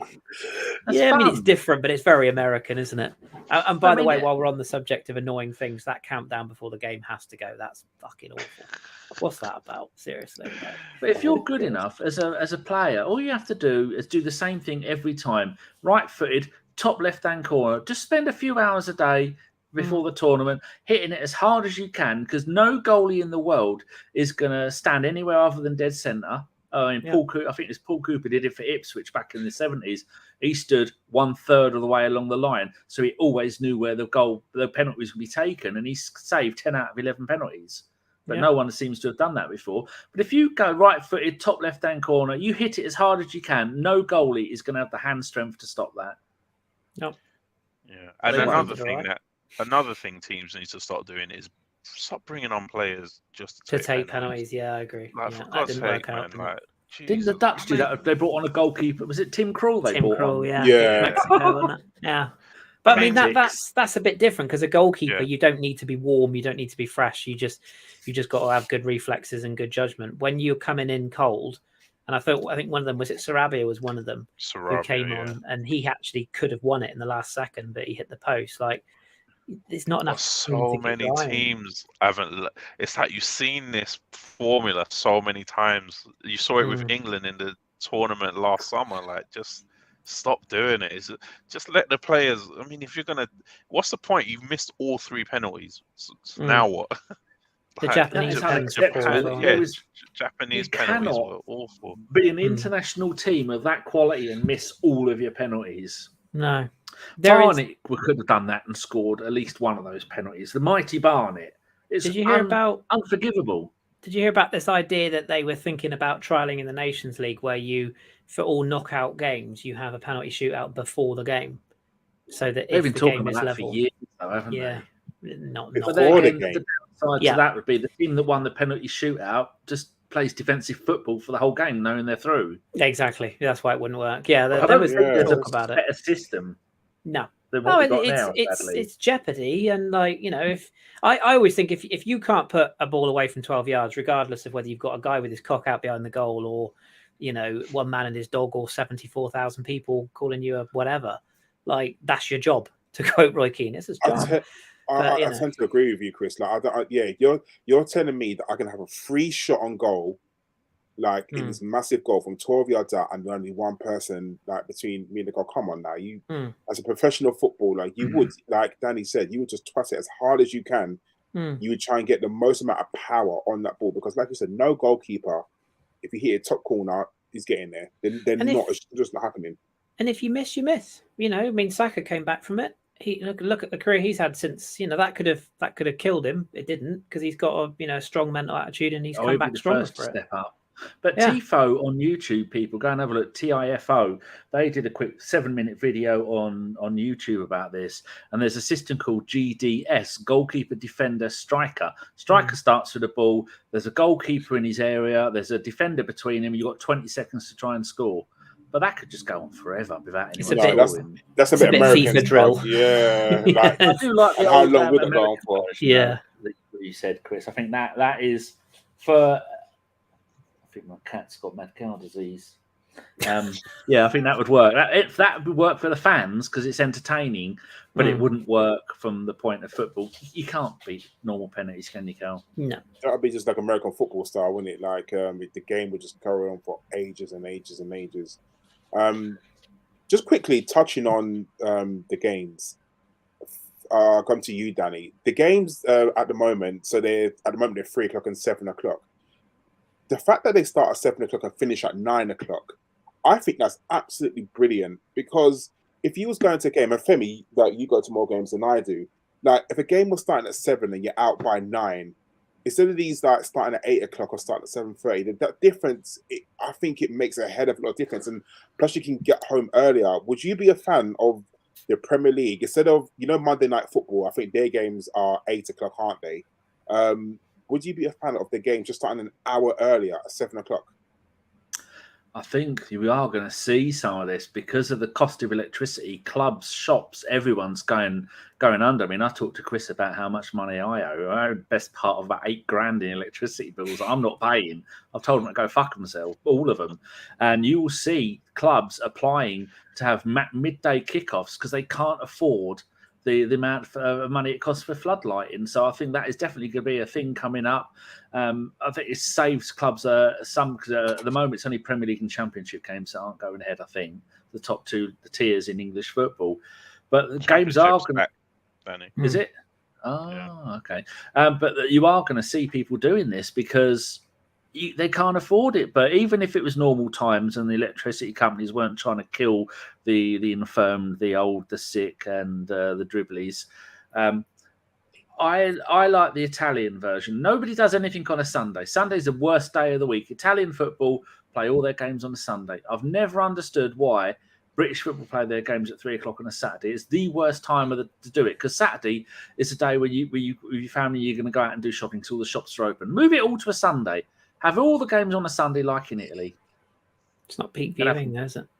I don't give a fuck about them. It's what I want. Would it help I don't even go.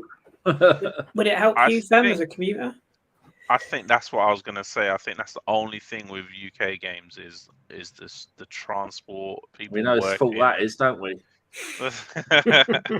It's people working, and I mean, even not 7:45 kickoffs, you'll see that the ground doesn't fill up till like 8 p.m. It's really weird because Arsenal had a 6 p.m. the other day, didn't they? The replayed PSV game, which is the first time I've seen it at the Emirates, and it was more full than I thought it would be. But you do see that people struggle to get there at a decent time, so it would take a lot of change in mentality for.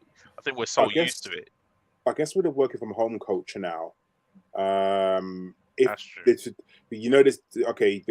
the traditional 9 to 5. Yeah. Like people wouldn't tend to go home; they go straight from the office if they were in the office straight to the ground. That's why I think the 7 o'clock kickoffs would be better. And again, if you leave at 9, if you live an hour and a half away, depending on where you live, get home by 10 o'clock. You'd be nice instead of like getting home at 10:30, 11 o'clock, knowing that you got to get up for work the next day. I mean, I like these 7 o'clock games, especially for someone like me who has to get up at 5 o'clock in the morning to go to work. The game finishes at 9 o'clock, got all my stuff done, and I'm in bed. Like it's No. brilliant. Do you know what? You're definitely right, because one thing that I do know is a lot of people leave early. A lot of people don't live in London. You'll be shocked. A lot of people that I sit around don't live in London that come to the games, and they do leave. A guy behind me just rots 20 minutes early every game, no matter what the situation is. He's out, and you can blame him, but sometimes people do live like in the Midlands and whatnot, and they actually have trains to catch. It is what it is. But saying that though, I mean, I've got a couple of friends that are out in at the World Cup right now, and one of the things that they've loved is they've been able to attend 2 games a day sometimes. It's the one city thing. Yeah, it's in one city, and we're never gonna have that again. Honestly, the next World Cup, I'm trying to get out there, but I was looking at 3 countries. Yeah, same. Yeah. I'm trying to go as well, but 3 countries. Absolutely. It's you'd almost have crazy. to pick. You almost have to pick that you're one of USA, Mexico, or Canada. Yeah. One YouTuber is planning to watch every single game at the current World Cup.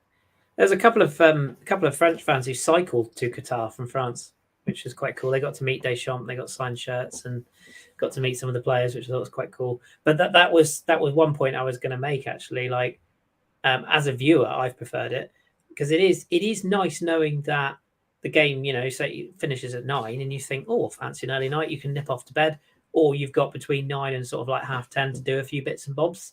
It actually is quite nice knowing that, because normally if you watch an evening kickoff, it's like, right, the game's done, off to bed. So even as a home viewer, and that thing that Fem mentioned there about the all in one city seems like a nice transition into what we've thought of the tournament, because one thing I've really noticed is that I've got to be very careful what I say here.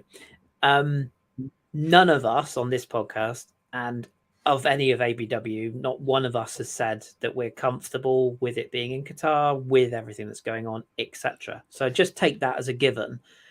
But I do feel like, as the tournament's gone on, the minute anyone jumps up and says, actually, I've actually found the experience has been really good, they've been immediately shot down. Jonathan Wilson's been all over it, but I mean, that's Jonathan Wilson for you. But a few other journalists, and on the flip side of that, I also feel like some people, and I apologize if this upsets anybody, but we're an open platform here. I do feel like some people went to this World Cup looking to offend people, looking to get in the limelight. There was a couple of journalists, I think, who went over there and, were actively trying to promote like rainbow colors and stuff. And again, I'm not against you upholding your views, etc. But I can't help but feel some people went out there with a specific mission to try and wind up the locals. It reminds me of the scene from the Monty Python's Holy Grail. You're only making it worse for yourself. Yeah, exactly. And as I say, I'm not at all defending the rights of LGBTQ people or anything like that. Not at all. That country has a lot to learn. 100%. That's very clear. But I think there have been positives, and I think in the interest of balance, you have to say that hosting it in one city has been a success. The idea that people can, that it's busy over there and there's a lot of intermingling of fans. Something else, unpopular opinion. The alcohol ban.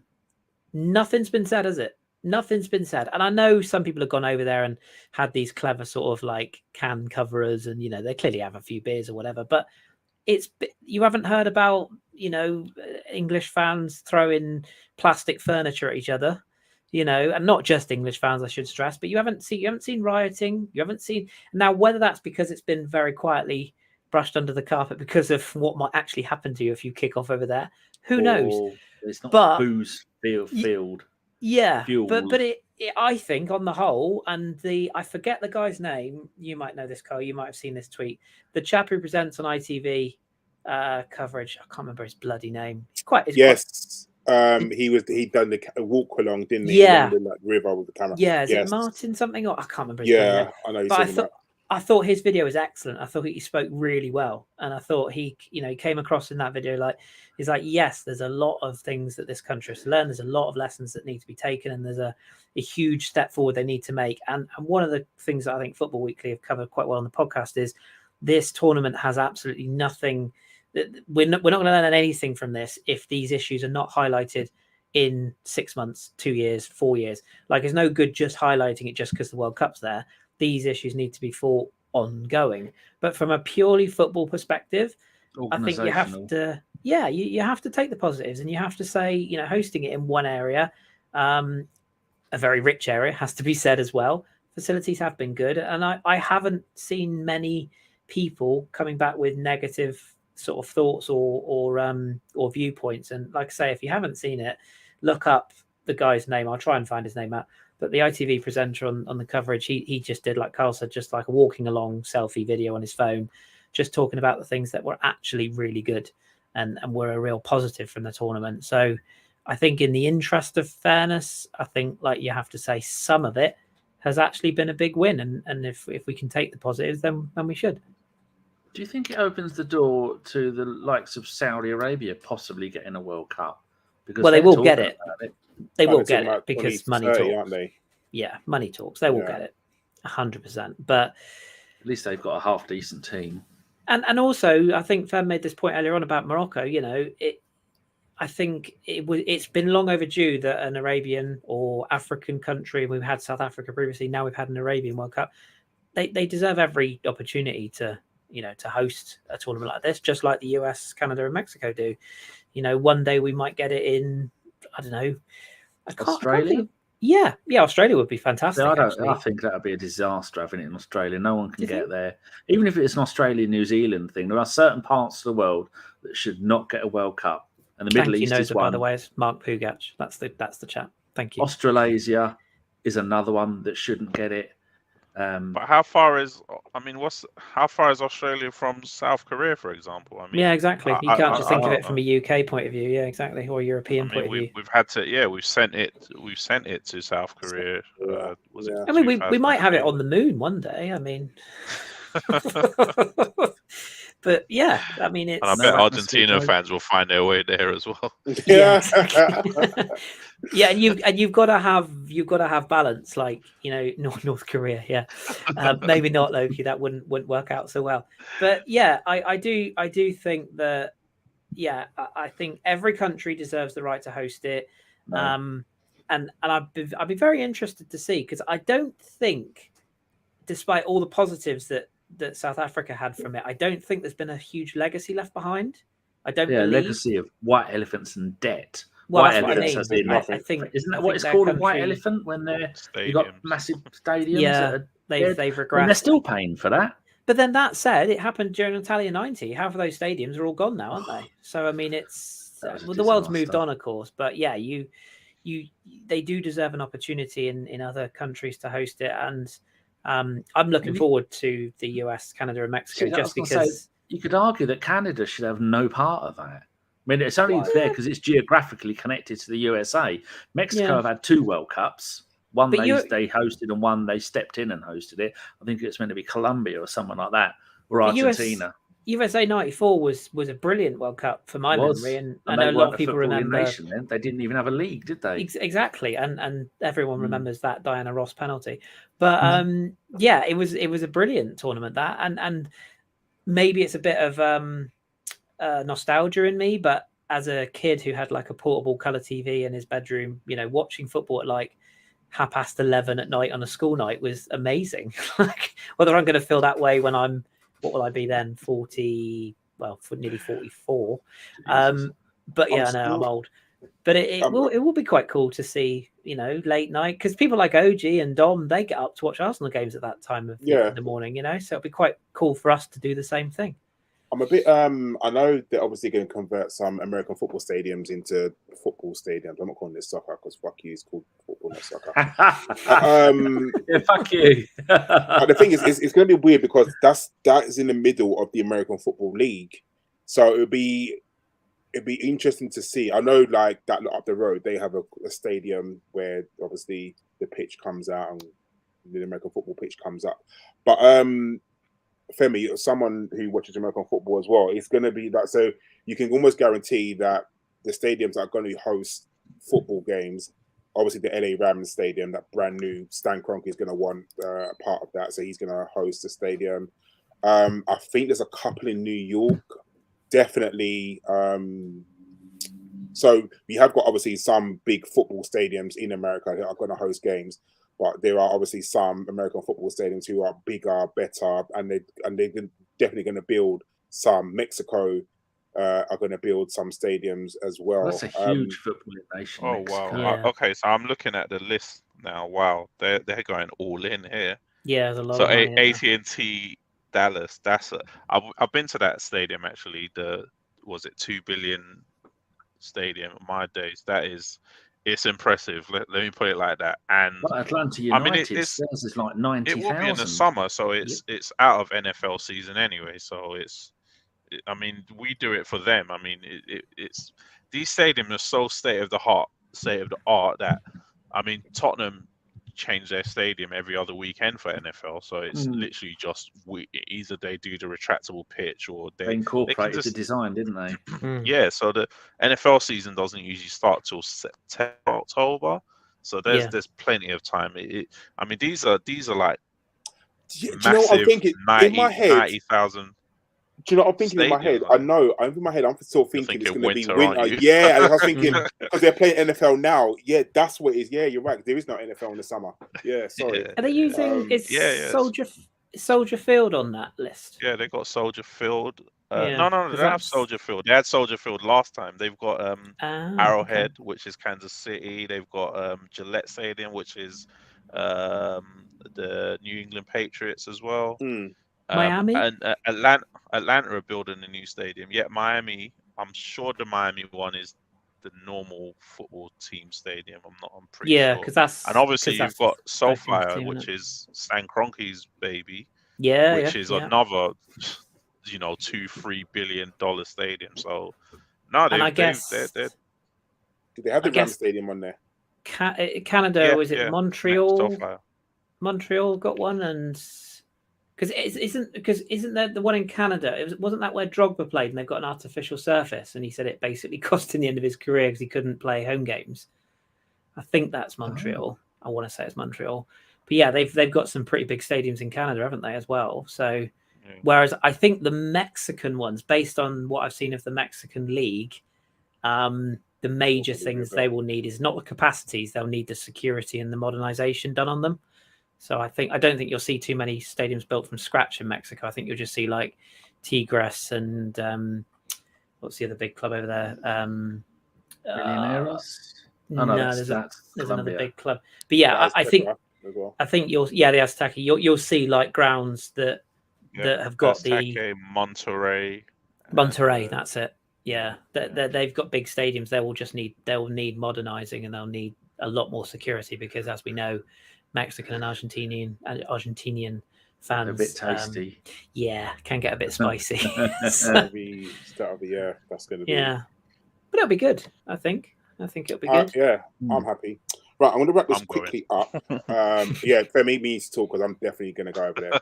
Right, because we're going for a little while, so I'm going to wrap this up quickly. So we got the quarterfinal games, which are Netherlands, Argentina, Croatia, Brazil, England, France, and Morocco, Portugal. Come to you quickly, Kris. I'm going to talk to you about two games. Obviously, the England-France game. We'll come on in a second. But Netherlands, Argentina. My first World Cup that I fully really watched was France '98. For me, still, it's the best World Cup I've ever seen. It's brilliant.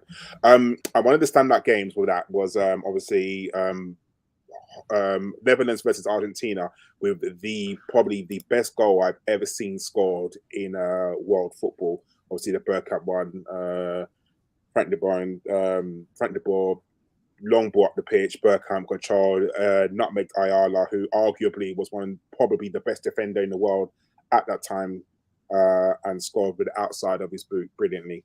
That game is going to be, I think, a stifling game, because if you ever saw Argentina versus Netherlands, it was rope-a-dope. They scored, sat back, scored again, sat back, scored again, sat back. Do you think that Messi and his friends will have enough to beat Netherlands? Before I answer that, I feel like we need to.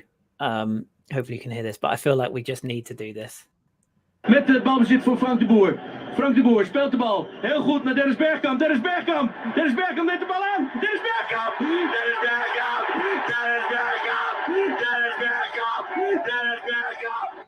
You get the drill.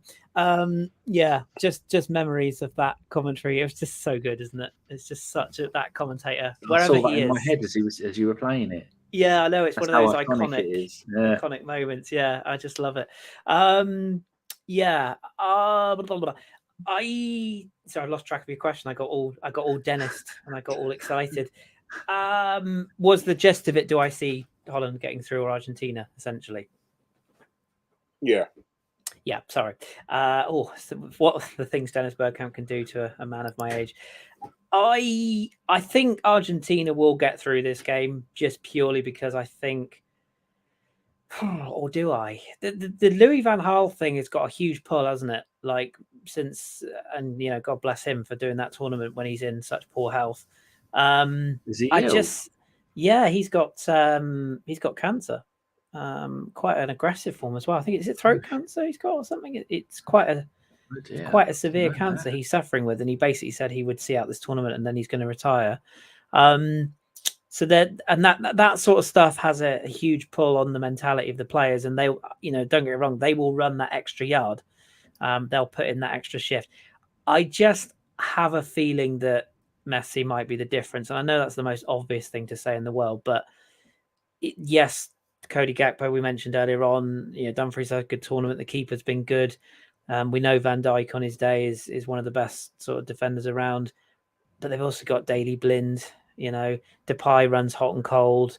That midfield, I think they've got what's the lad from Ajax called? The bold guy who was at Everton, Davy Klaassen.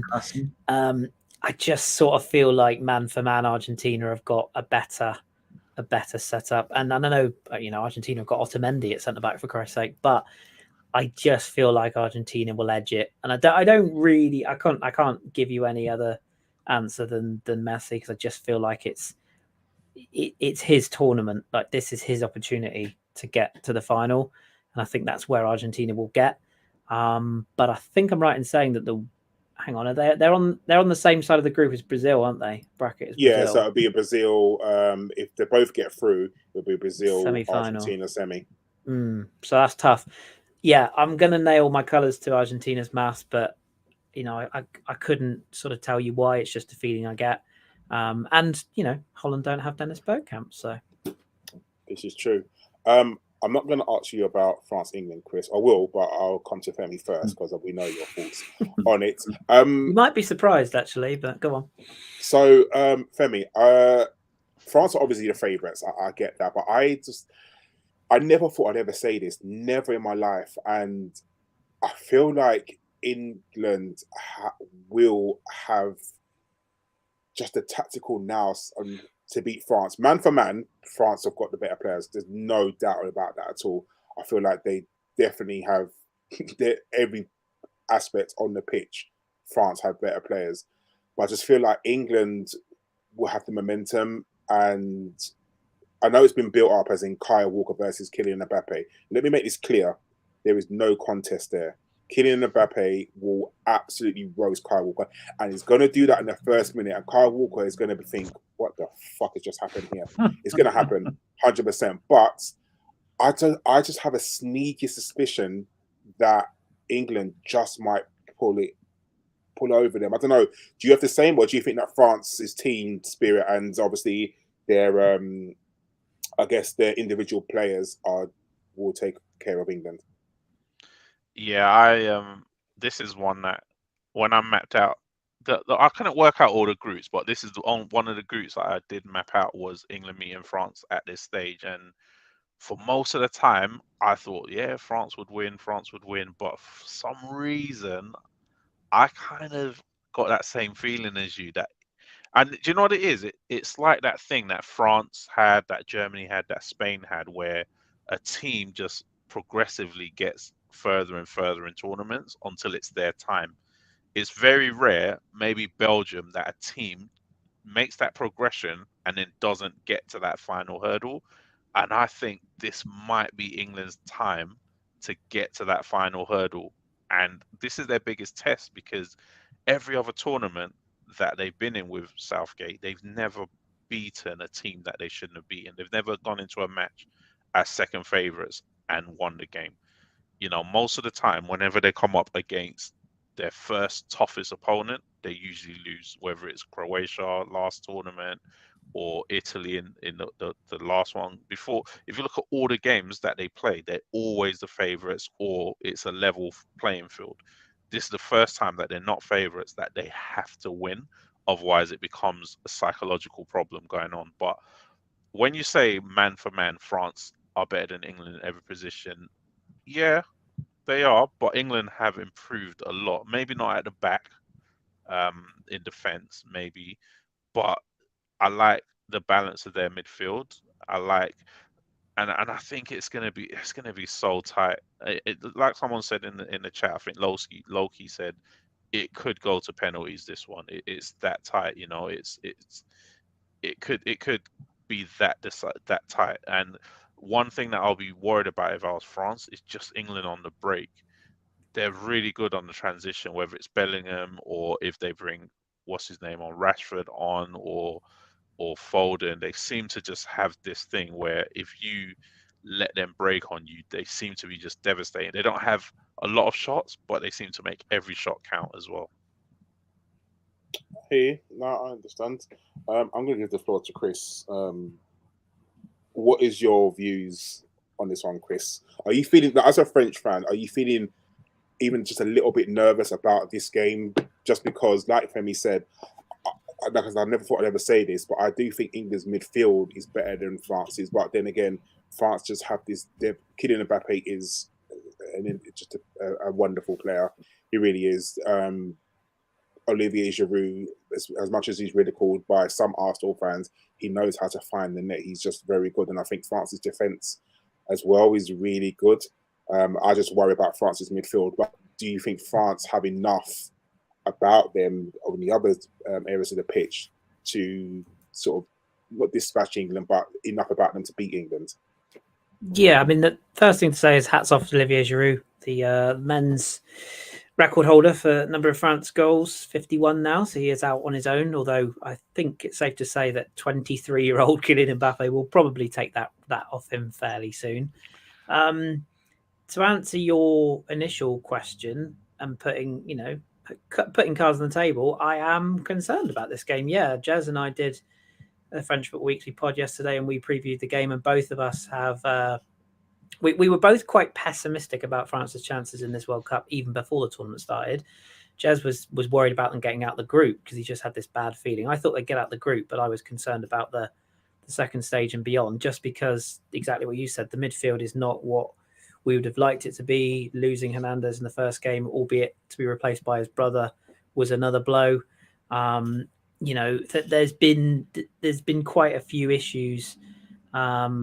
Losing Benzema pre-tournament arguably was actually a good thing because it's allowed that axis of Giroud, Griezmann and Mbappe to function as they did in the last World Cup, adding Dembele into that as well. But yeah, I mean, all ribs aside, and I do love a good fish. It's always quite fun to go fishing for England fans because they're very easy to catch on Twitter. But that said, if England win this game, I will probably delete all of my social media. So worth it just for that. Yeah, but no, all jokes aside, and seriously, anybody who takes some of the things I say seriously don't. I am on the wind up sometimes, but cards on table. 9 games out of 10, France should beat England comfortably. They should. That's just facts. They're better in all departments. They have got arguably the most informed player in the world right now in Mbappe, who does seem to be on a one-man mission to attempt to retain this trophy.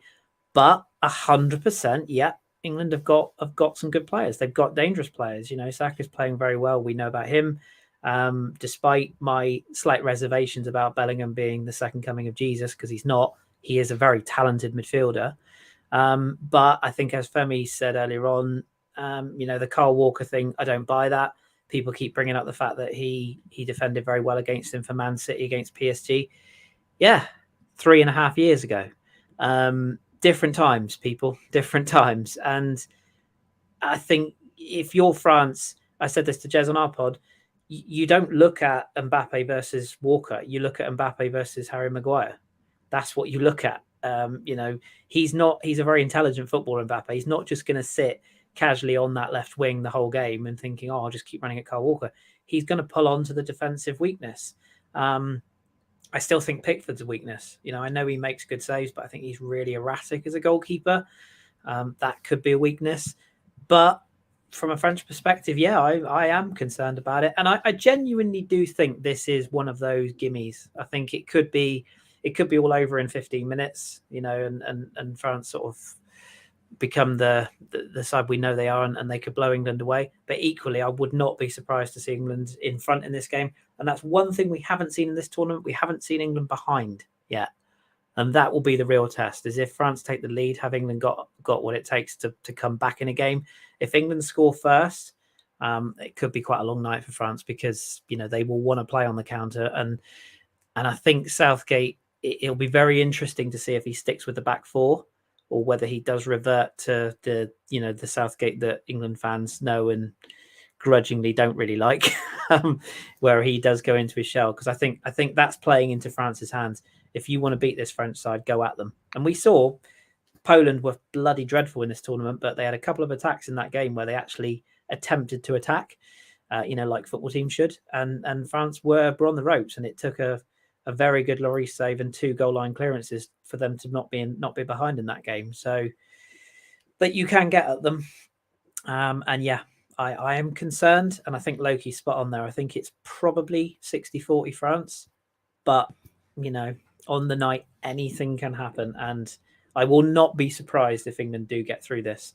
But just one caveat, it doesn't matter if they beat France. They ain't winning this World Cup. Sorry about that. It's not coming home. Kris touched on something, Danny, that I just want to ask you about. I know you don't really watch England, but do you think that Gareth Southgate will revert? Do you think that Gareth Southgate will revert back to his back five? It just makes me think that because he's going to be scared of the attacking power of France and their attack is very good, do you think he might revert back to type and just think because you've got Dembele on one side and you've got Mbappe on one side and Oliver Giroud, do you think he might say, right, we need to kind of defend and then soak up all the pressure and then hit them on the break? This is going to be the equivalent of a boxing match where England are going to be the boxer that constantly hugs. Break up, can't break it up. They're going to ruin the game. They're going to slow it down. They're going to go pass, pass, pass, play it back, pass, pass, play it back. And France are going to get angry with it. They're going to start. Mbappe wants to go out there and win the game because one of the best players at the tournament. And it is going to be a crime against football what Gareth Southgate is going to do to this game. And like Kris said, I wouldn't be surprised if England won it, just because they're going to bore the arse off of France and the viewers, because Gareth Southgate is one of the most negative footballers. For the first half hour of the game, as we saw in the last game, it was horrendous. But then we saw in the second half of the game against Senegal, he went, bang, there you go. We're on it now. And all it will take is one goal from Saka or one fluky goal from Kane, or if Sterling does come back, a performance from him, because he's saying in the papers that he might go back now. And then France could be in trouble, because if they go a goal up, England will just shut it down. But also, like Kris said, with Pickford is a clown. Pickford would make stupid mistakes, much like Ramsdale does, but to a much higher level. And with Maguire, we saw Maguire is still a donkey. He's had a couple of good games, or a few moments in games where he has mucked it up. But I think you've got when you're playing a midfield three of Henderson, Bellingham, and Rice. It's not exactly peak Brazil, is it? When in the days where every single player from midfield is going to bang goals in all over the place, and then you got the four defenders, and it is, oh my god, it's a crime against football, and I'm not looking forward to watching it. The only one reason I want England to do well is for Saka, because we all love Saka. But like Kris said, if they get through to anyone else, Brazil will rip them to pieces. Very unpopular opinion, by the way, just on the quiet. That midfield is key, because Tchouaméni is still very raw, and Adrien Rabiot has actually been very good in this tournament, to be fair. But one of France's best midfielders, as well as one of France's best defenders, as well as France's best attackers this tournament, Antoine Griezmann has been absolutely brilliant. And he's gone under the radar. Silent assassin, isn't he? Yeah, because Mbappe and Giroud are grabbing all the headlines. Griezmann has been absolutely brilliant, and he has played in every position. You know, he's been back defending. He's had second assist, first assist. His runs are exceptional, and for a player who's had a really stop-start season because of that whole issue with Atletico and how many minutes he could play, and then playing under Simeone, etc. He is honestly France's most important player, and that midfield area is key, because for all of Rice and Henderson's limitations, if they create the space for Bellingham to do what he's good at, which is the creative side and that energy, that box-to-box energy, he's the key. Because Kane without service is fucking useless. I don't care what anyone says. Kane is the player he is because of Son and because of Kulusevski and because referees giving that he's too. Not getting at the World Cup. But he's half the player without service. And you saw there was a compilation of him against USA where he was just aimlessly hoofing it up to where he should have been. And it's like, but that's where Bellingham has transformed this England team, because this is why I'm not going full bore of he's the new Xavi. I think he's a very technically good midfielder. And the reason why everyone's hyping him is because England haven't had one of those for about 25 years. He's a progressive footballer, and he's technically very good. If he wins that midfield duel over Rabiot and Tchouaméni, then England have got every chance, because if you get the service to Kane, he probably will finish. And those two wingers, like I said, Saka and I presume it'll be Saka and Sterling. I presume. But then, Southgate's now got a hard on for Foden, hasn't he? So, But it should be good. Mason Mount, like he did in the first couple of games. Mason Mount. Rubbish. Yeah. Okay. I want to quickly just ask for your out-and-out World Cup winners, and then I'm going to touch on Arsenal. So I'm going to come to you, Danny. So Morocco, Portugal, France, England, Brazil, Croatia, Netherlands, Argentina. What's going to be the final, and what's going to be the winner? The final is going to be Brazil. Can Brazil, Argentina play each other, or are they meet in the semi-final? Yeah, so it's going to be Brazil v. I'm going to go Portugal, because that young man they got out front is something special. And if they're just playing free flow, they're loving their football at the moment. So I'm going to go Brazil, Portugal, and obviously Brazil to win it, because they seem to be unstoppable. Good. Femi, what is your final, and then what's the winner? I got Brazil, Portugal in the final as well, but I got this funny feeling that Portugal might beat Brazil. I think they're a big game team. The Euros, where they spoiled everyone's party in France, still can't believe they did that, and they won the last Conference League as well. I think they're entering just a little bit of as under the radar team that could just do it, and they love to do that upset in the final. But yeah, I'd love Brazil to do it, but they play some pragmatic football when they play like England, basically, that type of just control the game and just lull you to death, and then to death. What they should do, whoever plays Brazil in the final, go back and watch Germany-Brazil World Cup 2014 semi-final. Just go, I watched that the other day, and I don't think they're that team anymore. No, they're not. They just strangle control of the game and just I don't know how they do it, but they've got good players. So yeah, Brazil-Portugal final. Let's see what happens. Okay, Kris, sorry. My heart says Argentina, France final, but I have horrible feelings. I think it's going to be an Argentina-Portugal final, which has kind of got the Messi Ronaldo written all over it, hasn't it? I still fancy Argentina will come through. I think Brazil will get through the quarterfinals, and I think Argentina will get through Holland. And I just think Argentina will shithouse their way past Brazil. The other side of the draw is difficult. I've got a horrible feeling that England will actually beat France, and that's not just me trying to sort of covering your ass. Yeah, exactly. But I genuinely do. I hope I'm wrong. I hope they win fucking 12-0 and I can laugh all over the place. But I've got a horrible feeling that this one is got the wrong way. And then I have a feeling that Portugal will beat England, because I think Portugal will get past Croatia. And I think we might have a sort of a, Ronaldo, Rooney wink all over again, as I think Portugal will beat England in the semis. And then, yeah, as I say, Argentina for me is still... I said they'd win it pre-tournament. I'm going to stick with it. But I hope I'm massively wrong and France piss their way to the final and win it again, of course. Karl, shouldn't you add a question, and can England win it? Shouldn't that be an addendum to... They can. The word, a hashtag P. I'm leaving the country. I'm not just shutting... I'm not just shutting my social media off. I am leaving the country if England win this World Cup. I am fucking gone. I will move to the Isle of Skye. I don't care. Any team can win it. Will England win it? No. I don't think they will. You know that they're going to win the tournament eventually, right? Morocco could win it, for fuck's sake. I mean, like this. Yeah, they're going to win a tournament eventually. They've got too much of a talented group of players not to win. To get rid of Southgate. If you think about this, I mean, I'll just do mine quickly, then we'll talk about Arsenal, but I'll do this quickly. So I think it's going to be a Brazil-France final. And I do think that would France be a good final. That's going to be a good final, and I think France will win it. I think... repeat of 98. I do think that France will beat England. I do. And then even the Portugal-France semi, I think it's going to be very tough. I think Brazil will beat Argentina. I mean, let's face it. You really the scriptwriters want an Argentina-Portugal final because they want the Messi Ronaldo thing, don't they? And then what would really piss him off?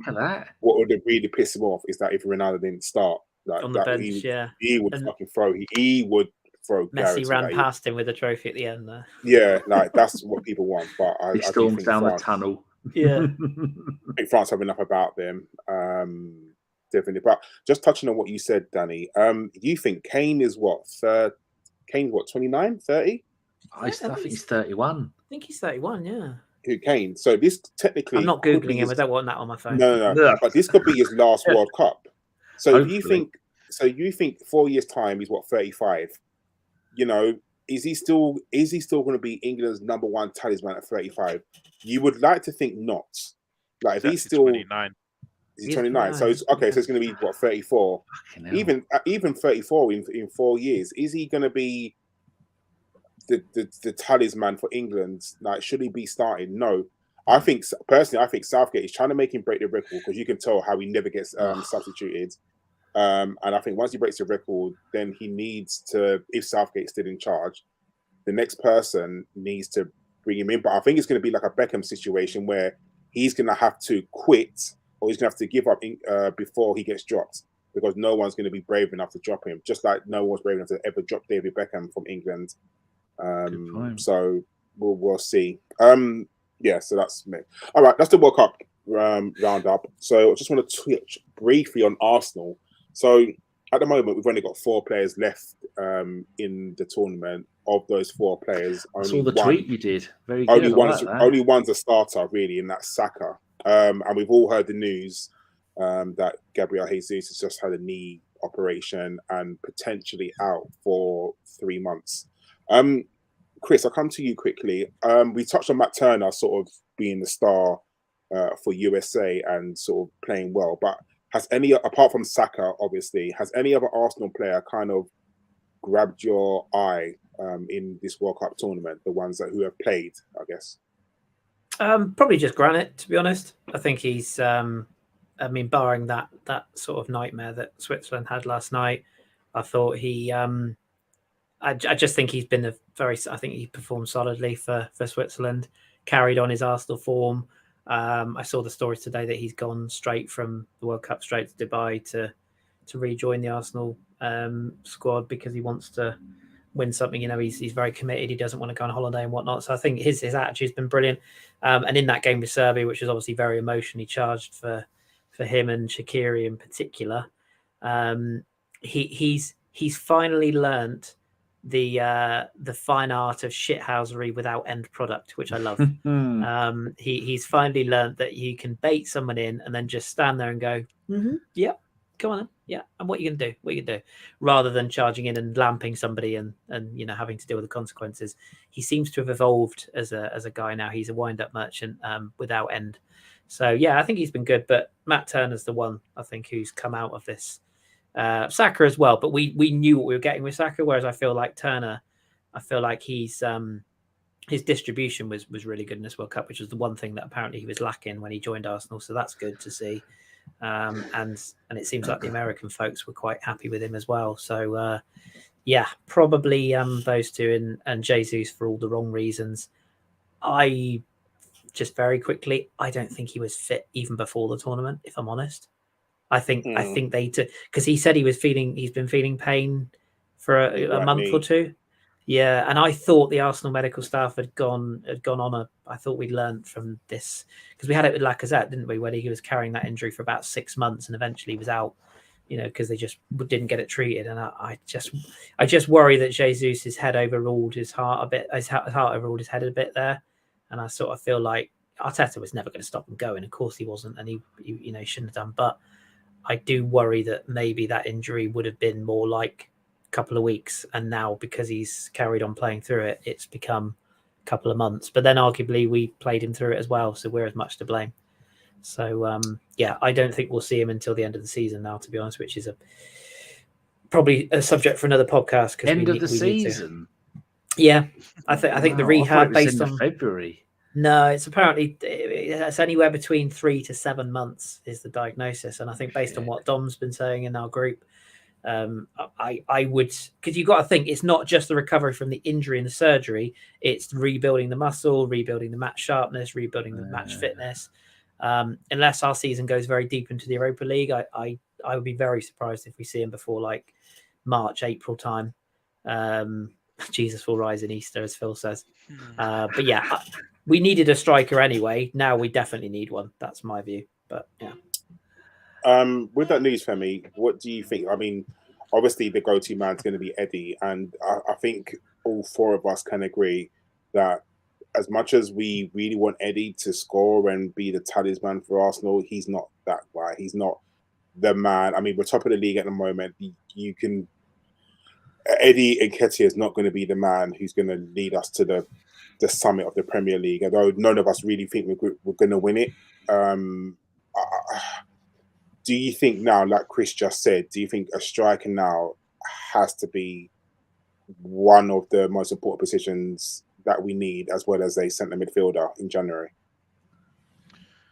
I'm not going to lie to you. Since that Jesus injury, my mind has been off the World Cup and just I'm back on Arsenal mode now because all I'm thinking is this has been a disaster for Arsenal, and I don't think people are understanding enough. Not just the injury to Jesus, the way our players are getting knocked out of this tournament.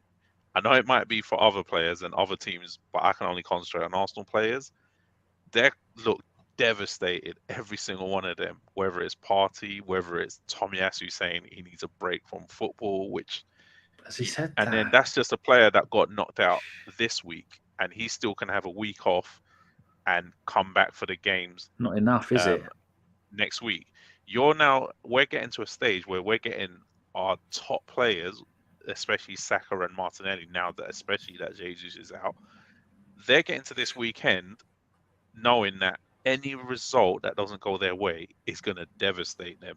So you're looking at if they get through to the semis and let's say they both lose or they get to the final and one of them lose and then they're expected to play 6 days later, we're getting to dangerous territory now where we didn't think about all of these things when all our players were getting picked and we were just thinking about injuries. But the psychological part of it is crazy. You know, you've got Xhaka, who's obviously said, yeah, I don't care. I just want to go back to training in Dubai and get over it. You know, machines like that. But you've got Tommy crying on the side of the pitch saying he needs a break from football. Like, it's just. And he barely played either as well. Yeah, exactly. And don't these people need to grow the fuck up? I mean, none of them. It's not like Tomiyasu expected to win the World Cup. I go, it's easy for you to crying about. But it's the way that you go out, though, isn't it? Yeah, you know, when yeah, you go out on it's penalties, emotion. And look at our goalkeeping situation as well. Both of our goalkeepers are out there, right? I know Turner's come back early, and I know Ramsdale hasn't played. But, you know, you talk about integrating back in like Saka and Martinelli. Yeah. We haven't got a third choice goalkeeper who can play, Boxing Day. You're looking at if all of them go through this weekend, you're looking at the fact that even if they lose the semis, they still got to play that third, fourth playoff. Yeah. So that's a week before that's a week before. And I looked at West Ham, they've hardly got any players away. So they're just training. Who isn't it? Or it's the two midfielders, Rice and Paqueta. Yeah, that's it. So they're basically training for that game against us as a group now.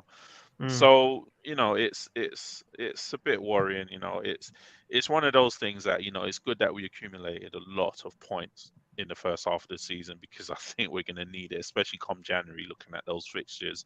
I mean, even coming in, let's be honest, West Ham at home and Brighton away, then Tottenham away, Newcastle and Man United. Those are the next fixtures. That's a horrible. Brighton away is not an easy game, as we always know. So, you know, my mind's already switched onto Arsenal. And the football we're going to watch, like you're going to pay and go and watch it. The second half of this season is going to be dog shit quality, isn't it? I'm just going to be honest with you. I get that. I want to be optimistic, and he's our player, Eddie, like go Eddie and all of that, but seriously, the drop-off is massive. And, you know, I hope he performs the way he did at the end of last season, but I've still got dreams of Tottenham away and Newcastle away last season and him hardly even getting a kick in any of those games. And that worried me so much because those are the caliber of games that he's being dropped into. He's not playing Nottingham Forest at home or anything. Like, he's dropping into massive games that he struggled in last season. And what if he gets injured? I mean, like, and the other argument as well is like he would have been mentally preparing for this. He would have gone into the season. Arteta would have sold him this on the contract and said, look, we've got Gabby. Yes, I'm not going to lie to you. He's first choice, but anything happens to him, you are our man. That's suddenly a fuck of a lot of pressure on him to perform. And like, you know, if he's missing the odd game against fucking Dynamo Plastic Bag in the Europa League, we go, it doesn't really matter because Gabby's back at the weekend for West Ham at home. Now it's going to be, no, who's going to play the Europa League games now? Like Danny said on Twitter the other day, are we going to see a Martinelli converted into a striker? We've got Emile Smith-Rowe coming back, which is a massive bonus, but his fitness hasn't been, you know, there's no guarantee that he will stay fit. What if he gets a setback? Now. I mean, he's bulked out, hasn't he? Bless him. But him coming back it gives us options because we can now play him on that left, Saka on the right, and move Martinelli central. But as much as I love Gabby, and I do, I'm not convinced he's a centre forward. His best goal scoring for Arsenal has been coming from that wing inside and linking with Jesus. You're right about that, but even Saka is going to need a break as well. Oh yeah, 100%. Saka's played every single game so far this season. He can't. I know we don't want the Sanchez effect with him. Yeah, I know what Arteta said. Top players should be able to play 70 games. I'm sure that was probably tongue in cheek because he doesn't mean it, does he? Yeah. Doesn't mean it. Yeah, but it's looking that way that he's going to be playing those games, and unless like Marquinhos, suddenly springs into form. Scored a good one against Watford, didn't he? I don't know. Friendly. I don't know who will actually play on that right hand side, and I don't want to see that point where, like Gabby, Saka picks up a little niggle, and you're like, oh yeah, don't worry, it's fine, and then all of a sudden it's he's missing, and then all of a sudden he's missed like 6, 7, 8 games, and no one knows why. It's exactly like Zinchenko. Zinchenko's missed what? Did Zinchenko missed like 6, 7 games, and every game it was like, oh, he'll be back soon, and no one knows what kind of happened to him. Was he playing with an injury as well? And now he's gone to Dubai and he isn't training. So it's like, what's happening there? Exactly. Playing a friendly Euro. Yeah, exactly. Yeah. So you look at it, Karl, it's not like losing Gabriel. I mean, losing Jesus isn't like losing peak Van Persie, peak Ian Wright, peak Thierry Henry, who we rely on for goals. Anybody of the front three of Martinelli, Smith Rowe, Saka can play in any one of those front three positions. Jesus didn't score goals. But Jesus is more than that. He was the glue. He is, but maybe one of those ones can step up and do that and score the goals. You could even have all three playing and say, right, fluid, you swap sides. Because all three are basically, they all do the same thing. I'm not worried at all. This will be the making of Smith Rowe on the left and Martinelli playing in the role. Because Martinelli is, if anything, he's better on his feet and more dainty than what Jesus is. And he's still got that passion. Smith Rowe, if fit, is the X factor. Because he could come back and be, quote unquote, like a new signing. And even Reece Nelson's been looking decent. Yeah, Nelson's been good. But you're the drop off in talent, I think, from Jesus is massive, Danny. No matter what you say, I know experience-wise, it is a problem. And we have to learn. Sorry to cut you off. We have to learn the lessons that Mikel didn't learn last January. We cannot be sat here in February going, yeah, we just needed a striker in that window. We have got. I mean, Edu should be on the fucking phone now, as far as I'm concerned. Whether it's Mudryk, whether it's they have to. I mean, they lit. Oh, we got a new dating site. Splendid. Oh, I need love. On that. They have to be on the case. I mean, I'd take fucking Calvert-Lewin at this point. Like, they have to be looking at someone now to come in and say, there's no harm in saying that English bloke from Roma. What's his name? No, I'm not. Abraham. God no. I know everyone likes, so I'm not a fan. But you can't. You now haven't. So if anything happens to Nketiah, you've got nobody. If something happens, we're speculating now. Martinelli, something could happen like that. Anthony could spin off the face of the planet tomorrow, which is possible because he's an idiot. He might get injured, or Rafinha might get injured in training tomorrow. Martinelli might start for Brazil and then break his leg. Like, who the fuck knows? Saka might miss another key penalty in a World Cup final and his head be in the dirt for 6 months. I know it's ifs, buts, and maybes, but we didn't expect to be top of the table at the World Cup coming in, but we are. And surely Mikel would have looked at this and gone, 3 of our best attackers have gone to this World Cup. And not only 3 of our best attackers, 3 of our most in-form attackers. If anything happens to any of those, just like if anything happened to Partey or Saka, we have to have replacements. And up front is the one area that we're like, El Nenny's back now, great. We've got Fabio Vieira, great, fantastic. But that forward line, we have to be in the market. And I hope we go for Mudryk. I really do, because he excites me a lot. Nice and it hair. Seems like he's keen. Nice hair. But we need more than just him. We need a centre forward. We need I keep banging on about this, but we need that when we sign Davor Suker.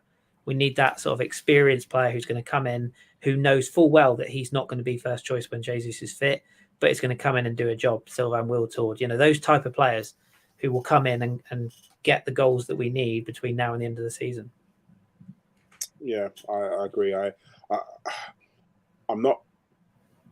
I'm cautiously pessimistic, I think is the word. We're not winning the league, are we? Let's no, be honest. It was lovely while it lasted. No one ever thought we was going to win the league. I just feel like what Danny said, that he's not worried. I'm a little bit worried because I think the drop off from Eddie to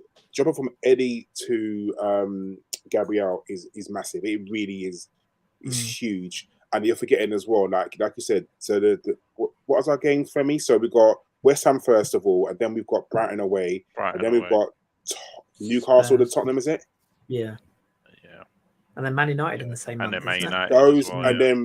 Those games are not going to be easy. Like don't forget, we're not the only. There's other teams that we're playing. 100%. But if you think about the players, like you said, West Ham have only got 2 players, arguably their best 2 players in centre of midfield. Whether, depending on how far they go, will they come back and play against us? We don't know. And then you go to Newcastle, who Brighton. So Brighton have got McAllister. I think that's it, isn't it? Half the Ecuadorian team that were there. McAllister and obviously Tammy. But Man City have got the most players there, haven't they? Left, and they're our main title rivals. That's all I'm bothered about. Well, Man United, even Spurs. I mean, what state is Son going to come back in? He was absolutely distraught, which is hilarious. Richarlison, if they don't make it all the way, how's he going to come back? How's Kane going to be? I think it's what you're talking about. It's that drop off for us though in talent because they got like a Kulusevski in reserve waiting, whereas more than likely at the moment our starting front 3 against West Ham might be Marquinhos, Eddie, and Nelson, unless Eddie and unless Saka and Martinelli are better. I don't see Smith or Vieira in that game. Yeah, or Vieira wide. Yeah, there you go. Yeah, I don't see Smith Rowe being ready for that game. I think that's the only thing. It's just that drop off, and we kind of knew it in the summer when we didn't sign a wide player to back Saka up. But we was after one. Look how much he was after Rafinha, and we didn't get him, and then we kind of put all our eggs in that Rafinha basket. And after that, it was kind of, who else do we go for? And you wonder if that's why they were so keen on a wide forward, because they knew that Martinelli would potentially go with Brazil, and they knew that Saka would go with England. So I wonder if that's why they were looking at that. But yeah, like Arnie said in the chat, there are others that are going to go through what we're going through, but we're not looking at it as a Man United fan, as a Spurs fan. We're looking at it as an Arsenal fan, aren't we? And we're going to buy big though. Are we going to get the player we need? That's the thing, and we've got PTSD of January transfer windows, haven't we? I don't want to be sat here with a guy with a dildo in his ear on January the 30th going, Arsenal have signed, Patrick Berger on a 6-month loan deal. Like, we need to be January the 2nd. Arsenal have got, whoever it is on loan from West Ham or whatever. Like, it needs to be done early because... And the stakes are so high for us. We get the right player on January the 1st. We get the right player, then we can go and push on and still keep fighting for the title. It's not just the title; it's the Europa League, it's the FA Cup. It's it is lots of PSD. I mean, it's PSD from the Eduardo season where we were flying. But I think that the major advantage for there's so many. The major advantage for us over those seasons where we used to lose. I don't know. We used to get Van Persie and he'll get injured in March, is we actually have January to fix this. We always used to have that, and Eduardo will go down and it just 1, 2, 3 players go out injured. Rosicky gets injured, or one of those random injuries that just destabilize the whole team. The only advantage is we can fix this in January. The only what a player Eduardo was. I'm going to throw out a name to you, Kris, because I saw it mentioned more than once today, which was Marcus Thuram. What's the chances of him coming to Arsenal? Because I've seen that. I think I've seen that quite a few times. Yeah, somebody asked me this on Twitter, and I forgot to reply. So whoever that was, I apologise. I don't see it because I think he's got Bayern Munich written all over him because his contract runs out at the end of the season. Bayern love a free with big wages. They've got Choupo-Moting, who, albeit has been very good for them, but is getting up there. I think he's primed for Bayern. I'd like it though. Yeah, I think he'd be ideal, and Gladbach would sell because he's got Patrick Berger's not available. No, he's not a football. Damn it.